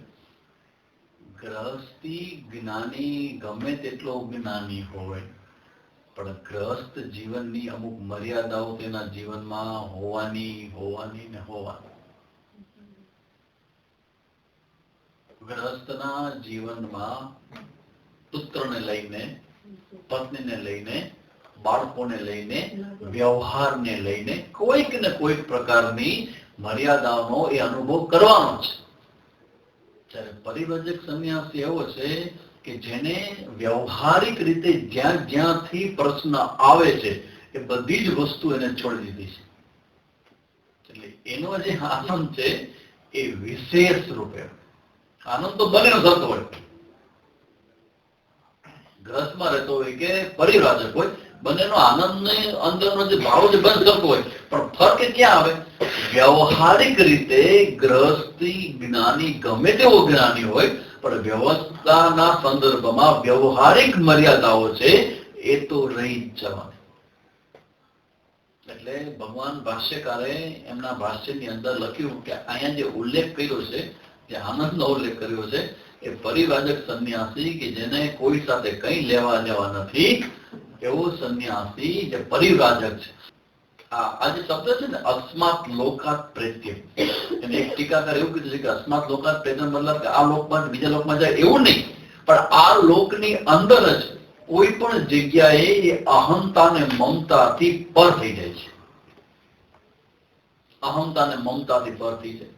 મમતા બરાબર મારું છે, તો તમારી પાસે રહેલી વસ્તુ બરાબર તમારી પાસે રહેતી હોય છતાં તમારી અંદર એ ભાવ ન પણ હોય કે મારું છે, એવું તમે થઈ શકે. હાલે હું માનું છું અઘરું છે, વસ્તુ જ નથી તો પ્રશ્ન જ નથી, પણ વસ્તુ હોય અને તોય તમે એ ભાવથી પર રહી શકો, તે મમત્વનો ત્યાગ કહેવાય. એટલે જ્ઞાની પુરુષો છે એ આ મમત્વના ત્યાગના લક્ષણ વાળા હોય છે. મમત્વનો ત્યાગ, આ મારું છે મારું છે એવું. અસ્માત લોકાત પ્રેત્ય. હવે જે બધા 5 આ ખરેખર આપણે જોઈ ગયા છે, આપણે ભૂલતા નહોતો સેકન્ડ ચેપ્ટરમાં. આ જ રીતે અભિવ્યક્તિ ઉપસંક્રમ્યતી હતો અને ઉપસંક્રમ્ય, આટલો જ ડિફરન્સ છે. અને કે છે એતમ અન્નમયમ આત્માનો ઉપસંક્રમ્ય, એટલે એમાંથી પોતાનું મમત્વ અને પોતાનું અહંતા એ બંનેનો ત્યાગ કરી દે છે. કઈ કઈ જગ્યાએથી કરે છે? જ્ઞાની પુરુષ છે 5 જગ્યાએથી. ક્યાં ક્યાંથી કરે છે? અન્નમયથી, પ્રાણમયથી, મનોમયથી, વિજ્ઞાનમયથી અને આનંદમયથી. એમાં મમત્વ અને અહંતા છે એ બધાનો એ ત્યાગ કરે છે. આવો જે ત્યાગી છે એને શું મળે છે? હવે જો ઈ છે ને ત્યાં ઈમાન લોકાન કામાનની કામ રૂપિયાનું સંચરણ, ત્યાં એનો ફળ બતાવે છે કે આવી રીતે બધાનો જે ત્યાગ કરે, પોતાનો આઈડેન્ટિટી છે એ છોડી દઈશ. That's all. આપણી આઈડેન્ટિટી આ શરીર સાથે મન સાથે એટલી બધી ઘેરબીન, એટલી બધી ઊંડાણથી છે કે એને છોડવા માટે બહુ મોટો પ્રયત્ન માંગી જશે. અને વ્યવહારમાં પણ આપણે હંમેશા એને જ પાકું કર્યા કરતા હોય છે. એ આસક્તિ, એ આપણું તાદાત્મ્ય છે. પણ જયારે તમે નિધિધ્યાસન કરો, તમે જયારે એકાંતમાં રહો, તમે જયારે આ બધી સાધનાઓ બધી કરતા હો, ઉપાસનાઓ કરતા હો અને ઈશ્વર સમર્પિત હોય, ત્યારે ધીમે ધીમે ધીમે તમારું મન એમ લાગે કે ભાઈ હું શરીર નથી, હું આ પ્રાણ નથી, એટલે પ્રાણ છે પણ હું પ્રાણ નથી, એવી ભાવના કરતા કરતા કરતા કરતા જ્યારે હું માત્ર અસ્તિત્વ માત્ર છું, અને એ અસ્તિત્વ એ આનંદ સ્વરૂપ છે. આનંદ સ્વરૂપ એટલે જેની કોઈ મર્યાદા નથી, એટલું બધું વિશાળ છે, એટલું બધું વિશાળ છે, તેની કોઈ મર્યાદા નથી. તો મર્યાદા વગરનું અસ્તિત્વ એ જ આનંદ અસ્તિત્વ, અને એ જ હું છું. તો હવે મારા જીવનમાંથી આ 3 કાળમાંથી 2 કાળ ગુમ થઈ ગયા. Past tense and future tense. અહમ અસ્મિ સદા ભામે, પ્રેઝન્ટ ટેન્સ હું છું અને મને મારા હોવાનું સ્વયં ભાન થાય છે. આનાથી મોટું મારે કાંઈ જ મારી પાસે નથી. મોટા મોટી વસ્તુ છે કે હું છું ને મને મારા હોવાનું ભાન થાય છે. આવું જે જ્ઞાની છે કે આ બધા જ 5 કોષમાંથી પોતાનું જે મન પાછું વાળી લે છે, એને શું થાય તો કે કામની ઈચ્છા અનુસાર ભોગ ભોગતા હોવા, એને અનુકૂળ ભોગ આવી જાય તો જ્ઞાની શું કરે? ભોગનો ત્યાગ કરે કે ભોગને ભોગવે? હે?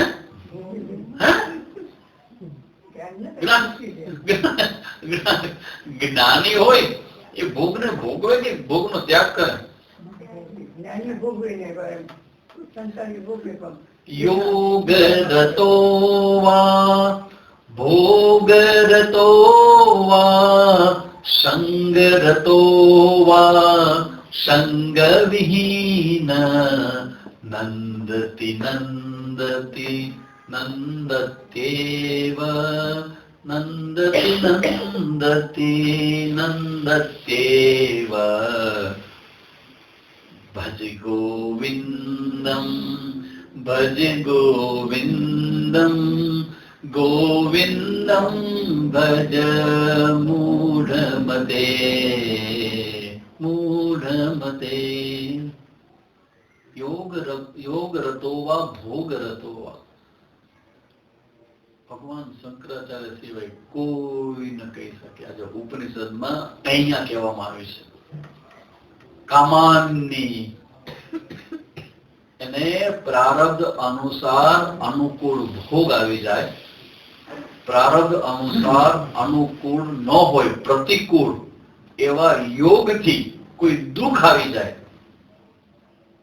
તો બંનેને એ ભોગવવાનો મતલબ શું છે? એ બંનેમાં એ મિથ્યાત્વને જોઈ શકે. ભોગવે એટલે એ વિષય છે ને હું વિષયનો ભોગ કરું છું એવું નહીં. આ મિથ્યા છે, સત્ય નથી. આવી જે દ્રષ્ટિ છે એ આવા અનુકૂળ અને પ્રતિકૂળ, એને અનુકૂળ પ્રતિકૂળ કેમ આવે? પ્રારબ્ધ છે. આ જ્ઞાની સાથે પણ પ્રારબ્ધ જોડાયેલું છે. કેવી જોડાયેલું છે? દરેક સંન્યાસીઓ બને તો દરેક સંન્યાસીની કુંડલી જોઈ લેવી. જેવો એ વ્યવહાર વર્તન કરતો હશે ને એવી એની કુંડલી હશે.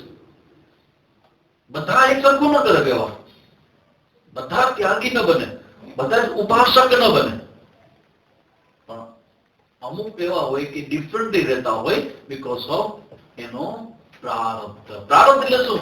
જ્ઞાન થતા પહેલા આ જન્મમાં કે કોઈ જન્મમાં કોઈક એવા પુણ્ય કર્મ કરીને બધું ભેગું કર્યું છે, એ બધું એની સામે એ માંગશે નહીં, આવશે. સામેથી આવશે. સામેથી આવતા જે ભોગ છે એ જ્ઞાની પુરુષ માંગતો નથી તો આવે કેવી રીતે એની પાસે? પ્રારબ્ધ. જ્ઞાની હોય, જ્ઞાન થઈ જાય અને પ્રારબ્ધથી ભોગ આવે તો ભોગથી ભાગે ખરો.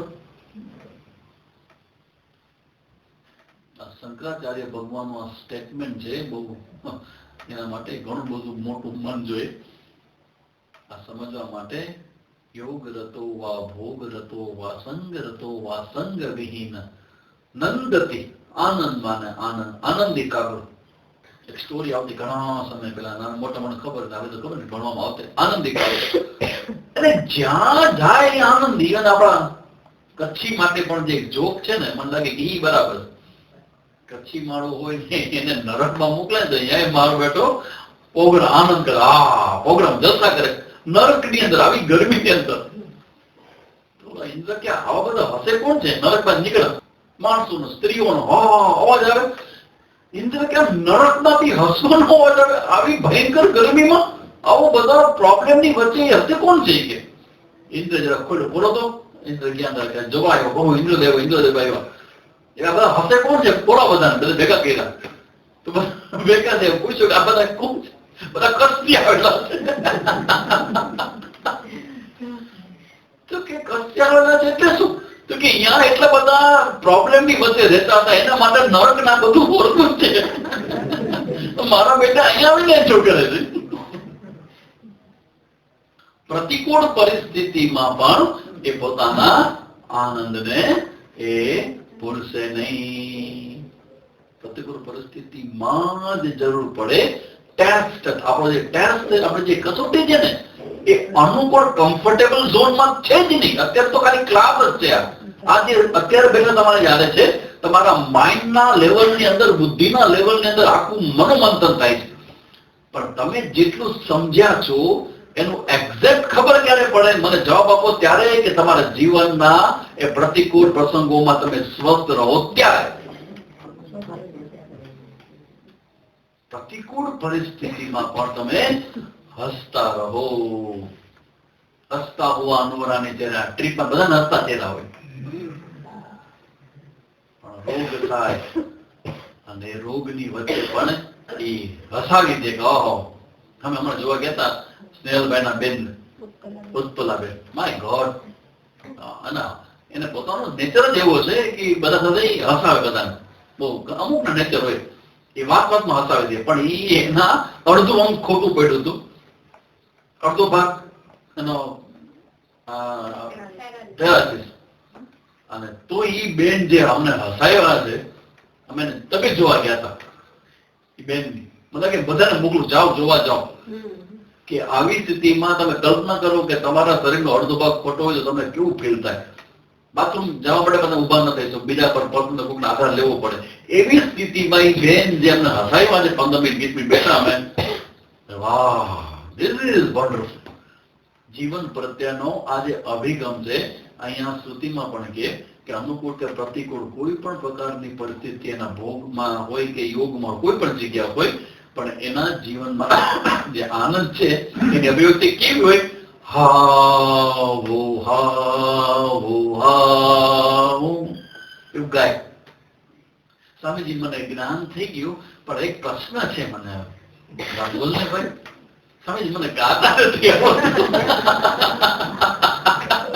તો હું જ્ઞાની કેવો કે ન કેવો? અરે ભાઈ, જ્ઞાની ગાતો હોય તેના રાગ રાગી કે જોવાના ન હોય. કેવું ગાય છે ને, મીઠું ગાય છે ને, સ્વરમાં ગાય છે ને, બેસુરું ગાય છે ને, એ બધું ચેકિંગ વેકિંગ અહીંયા હોય જ નહીં. અહીં તો અંદરનો જે ઉમળકો આવે, મુજે મેરી મસ્તી કહા લેકે આએ, તો ઈ જે સમય જે પ્રગટ થયું છે ભજન ને જે જીવતા છે ને હૃદયમાં જે આનંદ પ્રગટ થયો છે, એ આનંદ માટે કે રાગ રાગીને જોવાનો ન હોય, એનો કે સ્વર જોવાનો ન હોય, એને કે મીઠાશ જોવાની ન હોય. પણ હૃદયના જે ભાવો છે એ ભાવો શ્રુતિ બતાવે છે કે જેને જ્ઞાન થઈ જાય એ વ્યક્તિ એ એવો બધો આનંદમાં હોય. અહમન્ના આ બધું હું જ છું, બધું હું જ છું, બધું હું જ છું, મારાથી કઈ જુદું નથી. જબ મેં થા તબ હરી નહીં, અબ હરી હૈ મેં કહા. આ એક જ વાક્ય એ બ્રહ્મ વાક્ય છે, એક જસ્ટ વન. સમજવા માટે ઘણા બધા વાક્ય હોય, જ્ઞાન થવા માટે એક સેન્ટેન્સ ઇનફ છે. મરવા માટે જેને મરવું છે ને એને તો નાની સોય પણ કામ કરી છે. એમ જેને જ્ઞાન થવું છે, જ્ઞાન થવા માટે એક નાનું વાક્ય, આ વાક્યમાં ઊંડા ઉતરો તો ખબર પડે કે આ વાક્યનો અર્થ છે એ મહાવાક્ય છે. જબ મેં થા તબ હરી નહીં, અબ હરી હૈ. એટલે શું? ભગવાન આવી ગયા, હું નથી, હું નથી, આ કેનાર છે કે નહીં? હાલો, ભગવાન પેલા નહોતા એટલે હું હતો, હવે ભગવાન આવી ગયા, હવે હું નથી, આ બોલે છે કોણ? અરે ભાઈ, એ હું તમારા માટે હશે, પણ જે બોલે છે એના માટે એ હું ભગવાનથી હું જુદો નથી. કારણ કે ભગવાનને હું તો છે કે નહીં? તમને હું દેખાય છે, પણ એ હું ભગવાનથી એક થઈ ગયો છે ને, એ દેખાતો નથી. મેં થા એટલે એ સમય ભગવાન નહોતો, ત્યારે એકલો હું હતો. અને હવે ભગવાન આવ્યો છે, ભગવાન જ છે, તો હવે જે મારો એકલો હું હતો એ હું નથી, આ હું રૂપે પણ ભગવાન જ છે. અયમ આત્મા બ્રહ્મ ચિદાનંદ રૂપ. એટલે મેં અન્ન હું, મેં અન્ન હું, મેં અન્ન હું, મેં હિ અન્નાદ. અન્નાદ એટલે ભોગતા, ભોગ અને ભોગતા બંને હું છું. મેં હિ અન્નાદ હું, મેં હિ અન્નાદ હું, મેં હિ શ્લોક કૃત. અન્ન અને અન્નાદ के संघात करता, श्लोक कृत करता. मैं ही करता हूं, मैं ही करता हूं, मैं ही करता हूं. मैं ही इस सत्य असत्य रूप जगत के पहले उत्पन्न हुआ हिरण्य गर्भ हूं. હું જ ઈશ્વર હતો, હું જ ભગવાન છું. मैं ही देवताओं से पूर्ववर्ती विराट एवं अमृतत्व का केंद्र स्वरूप हूं. मैं ही जो अन्न स्वरूप है, मुझे अन्नार्थियों को देवता है, वह इस प्रकार मेरी रक्षा करता है. વ્યવહારમાં જે પણ કઈ થાય છે એ ભગવાનની જગત છે, અને ભગવાન જગત ભગવાનના ઓર્ડરથી ચાલે છે, અને મારું રક્ષણ કરે. રક્ષણ કરવાનો અર્થ અહીંયા જ્ઞાની માટે અને ભક્ત માટે જુદો છે. ભક્ત માટે એવો છે કે પરિસ્થિતિમાં ભગવાન મદદ બનીને આવે છે, અને જ્ઞાની માટે પરિસ્થિતિ વિપરીત હોવા છતાં પણ ભગવાનનું દર્શન મિસ થતું નથી. એ ભગવાનની મોટી કૃપા છે. मिस થઈ જાય અને રોવા માંડે तो रक्षा करता है, किंतु मुझ अन्न स्वरूप का दान न करता हुआ स्वयं भोगता है. उस अन्न भक्षण करने वाले को मैं अन्न रूप से भक्षण करता हूं. જે લોકો મારું દાન નથી કરતા એને એ વ્યવહારના જે નિયમો લાગુ પડતા હોય તો મારા માટે હવે બધું જ સમાન છે, હવે મને કોઈ ફરક પડતો નથી. મેં સંપૂર્ણ ભુવન કા પરાભાવ કરતા હું, એટલે આ જગતને હું હરાવું છું, सम्राट बनूं છું. હવે હું सम्राट बनूं છું, भुवन का पराभव करता हूं. हमारी ज्योति सूर्य के समान नित्य प्रकाश स्वरूप है. હવે મને મારી જ્યોતિનો પ્રકાશ થયો છે, હવે લાઈટ જાય તો પણ વાંધો નથી. બહાર લાઈટ જાય પણ અંદરની લાઈટ છે કે નહીં? ઓ લાઈટ ગઈ, લાઈટ ગઈ, લાઈટ ગઈ, નહીં તું જો કે નહીં? તો તું છો ઈ કયા પ્રકારને ખબર પડે તું છો? ઈ લાઈટ તો છે સ્વયં જ્યોતિ इस प्रकाश स्वरूप इसी यह उपनिषद ब्रह्म विद्या है जो इस प्रकार जानता है उसे पूर्वोक्त फल प्राप्त होता है जीवन मुक्ति નું ફળ એને પ્રાપ્ત થાય છે. તો જ્ઞાનીને જીવનમાં કોઈ પ્રકારે આગ્રહ હોતો નથી. ચલાવી લે સ્વીકારી લે પણ એને વ્યવહારમાં દેખાડવા પૂરતું કરવું હોય તો આગ્રહ દેખાડે પણ અંદરથી એ બધા આગ્રહથી અનાગ્રહી ભાવને પ્રાપ્ત થઈ જાય છે. અનાગ્રહી ભાવને इति भृगुबल्याम दसमो अनुवाक आ ભૃગુબલીનો 10મો અનુવાક હતો. છેલ્લા શ્લોકમાં સુતમ સ્પીડ કરી કારણ કે એ સિમ્પલ હતું સમજવા માટે આપણે બહુ ચિંતન કરવા જેવું નથી એટલે એ બધું આપણે જોયું. હવે એનો શાંતિ પાઠ છે એ આપણે કરીને ઉપનિષદની પૂર્ણાહુતિ કરી રહ્યા છીએ. આજે એમ હતું કે ખાસ કે નહીં થાય પણ તમારી સામે અત્યારે મને ખબર પડે કે 10 મિનિટ ભલે વધારે લીધી હવે પૂરું થાય છે તો હવે અમે પૂરું જ કરીએ. અમારું ઉપનિષદ કઈ તારીખ ચાલતી ભાનુબેન? તારીખ બતાવો તો. પહેલું સ્ટાર્ટ થી તૈતર કોને નોટમાં લખેલું છે? આ બેને નોટમાં હશે. તમારું નથી લખેલું. તમારો ફર્સ્ટ તારીખ મને જાણું છે કેટલો સમય થયો? હે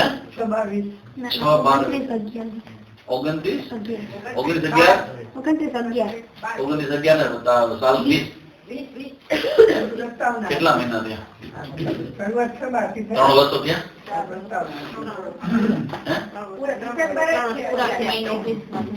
3 વર્ષમાં તારો કોર્સ પૂરો થાય.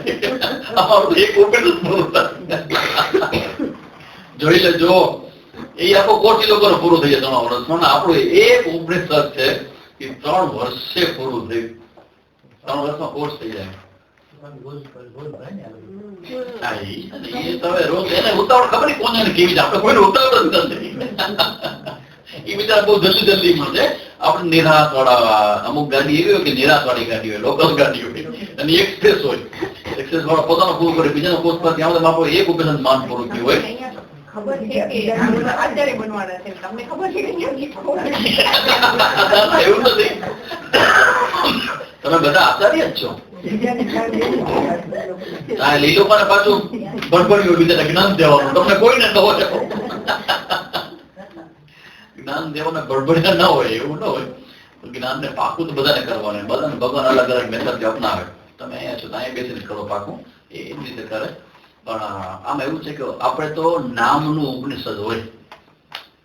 વાતો જે કરવા બધી કોમન જ આપણે.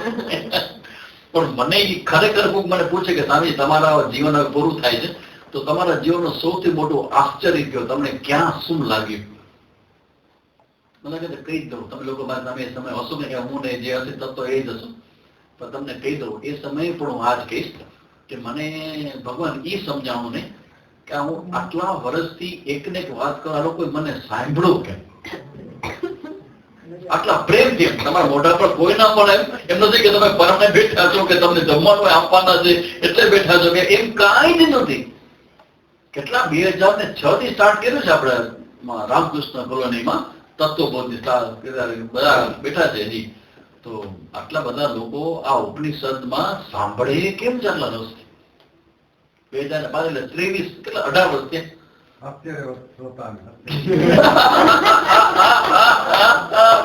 સ્વામીજી ભગવદ ગીતા આશ્ચર્ય શ્રોતા અને આશ્ચર્ય વક્તા. આ વક્તા ગજબ કે અમારી પરંપરામાં કોઈને કહેવાય નહીં. ના પરંપરા ખબર પડે કે 3 વર્ષે સ્વામીજીએ તૈતરીય પૂરું કર્યું તો ઘણા બધા મને ઘણી બધી સલાહ અને સૂચન ને ઘણામાં લઈ જાય કે સ્વામીજી કરો શું છો? આવું હોય કે 3 વર્ષ લાગે ઉપનિષદ પૂરા તૈતરીને 3 વર્ષ લાગે?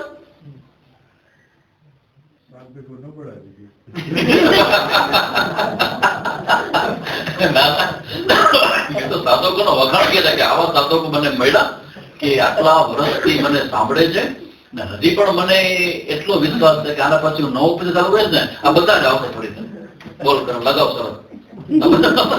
આ બધા આવશે બોલે 3 વર્ષે એક ઉપનિષદ પૂરું થયું. હવે નેક્સ્ટ ઉપનિષદ છે આપણું ઈશાવાસ્ય ઉપનિષદ. તો એ કર્મકાંડ અને જ્ઞાનની ચર્ચાઓ થોડીક ઓછી, જ્ઞાન ચર્ચાઓ હોય છે પણ કર્મકાંડની ચર્ચાઓ બહુ વિશેષ રૂપે છે. તો એ શરૂ કરશું ને બધામાંથી એક વિકેટ નહીં ખરાબ હોય. 5-5 શોટ લગાવો, 5-5 રૂપિયા વધશે ખરા, ઓછું નહીં થાય. કે મહાભારતના કાળમાં કહેશું ને કે નવી ગાડી આવે છે, નવી ટ્રેન તૈયાર થાય છે હવે. તો એમાં જેને બેસવું હોય બધા આવે, કારણ કે જે લોકો આવે છે ને મજા આવે છે કે આ મજા આવે છે, આખું વાતાવરણ ઊભું થાય. તૈતર એટલે તૈતર, કઠોળ એટલે કઠોળ, જોયું તમે. મુંડક એટલે મુંડક, માંડુક એટલે આહા હલો માંડુક એટલે માંડુક. સમજી જે વખતે ચાલુ કરે ને એનું એક વાતાવરણ બનતા, એટલે એ વાતાવરણ દર રવિવાર હિલાજ કરે પૂરું થાય. એમ કરતા કરતા 5 ઉપનિષદ લગભગ આપણા 5 નહીં ત્યાં કઠોપનિષદ, મુંડક, માંડુક્ય, કૈવલ્ય, કેન,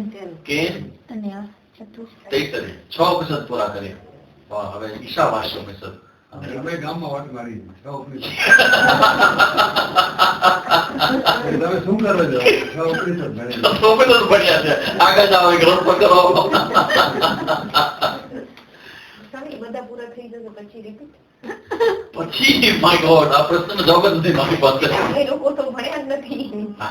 તમે લોકો નથી ભણ્યા ને, તો તમારા માટે કંઈક મારે કરવું પડશે ફરીથી. એક આઈ વિલ સ્ટાર્ટ સમવેર, ત્યાં તમે લોકોને લઈ લઈશું. મને એમ લાગે ને કે ગ્રુપ તૈયાર થયું છે, પણ મને એવું લાગે છે કે પ્રાઇમ ટાઈમ છે ને લોકોને ભણાવવાનો એ રવિવારનો સમય છે, 10:30 12:30. એમાં ઓલરેડી ચાલે છે. એ પછી સ્પીડમાં લઈ લો તો હાલે. ના આપણે એવું છે કે તમે જે જોડાશો ને એમાં વાત ઈ ને ઈ જ હશે, અલગ સેન્સથી મૂકવામાં. એક જે વિધાઉટ કરે તમે કામ કરી શકો. તમે જે નવા લોકો છે ને એ જૂના જે લોકો જે ઉપનિષદ બધું ચાલી રહ્યું છે ને એની ટેપ્સ છે ને એને તમે સાંભળીને નોટ બનાવીને ઈ તૈયાર કરી શકો. એ બેસ્ટ ત્યાં બેન એમને રિપીટ કરે છે.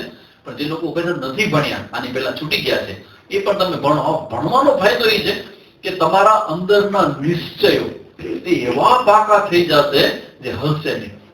તો એવું ફરી સલાહ આપી દઉં બધાને કે જે પસાર થઈ ગયું છે એને ફરીથી તમે લોકો ટેપ્સને સાંભળો, લાભ લ્યો.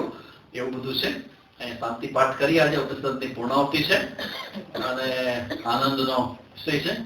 ઘણા રવિવારથી અમે ટ્રાય કરતા હતા ઉપનિષદ પૂરું કરવાનું. આજે તમે આવ્યા એટલે પૂરું થયું છે. તમારી હાજરીમાં આજે પૂરું થયું. તો આપણે શાંતિ પાઠ કરીએ. ઓમ સ્વસ્તિ પ્રજાભ્યઃ પરિપાલયન્તાં ન્યાયેન માર્ગેણ મહિં મહિષાઃ ગો બ્રાહ્મણેભ્યઃ શુભમસ્તુ નિત્યં લોકાઃ સમસ્તા સુખિનો ભવन्तુ કાલે વર્ષતુ પર્જન્યઃ પૃથિવી સસ્યશાલિની દેશોऽयं क्षोभरहितः ब्राह्मणाः सन्तु निर्भयाः.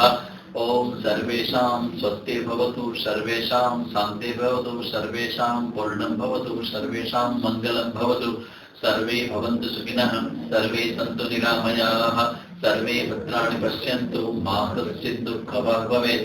असतो मा सद्गमय, तमसो मा ज्योतिर्गमय, मृत्योर्मामृतं गमय. ओम पूर्णमदः पूर्णमिदं पूर्णात् पूर्णमुदच्यते पूर्णस्य पूर्णमादाय पूर्णमेवावशिष्यते. ओम शांति शांति शांतिः. हरिः ओम श्री गुरुभ्यो नमः. हरिः ओम.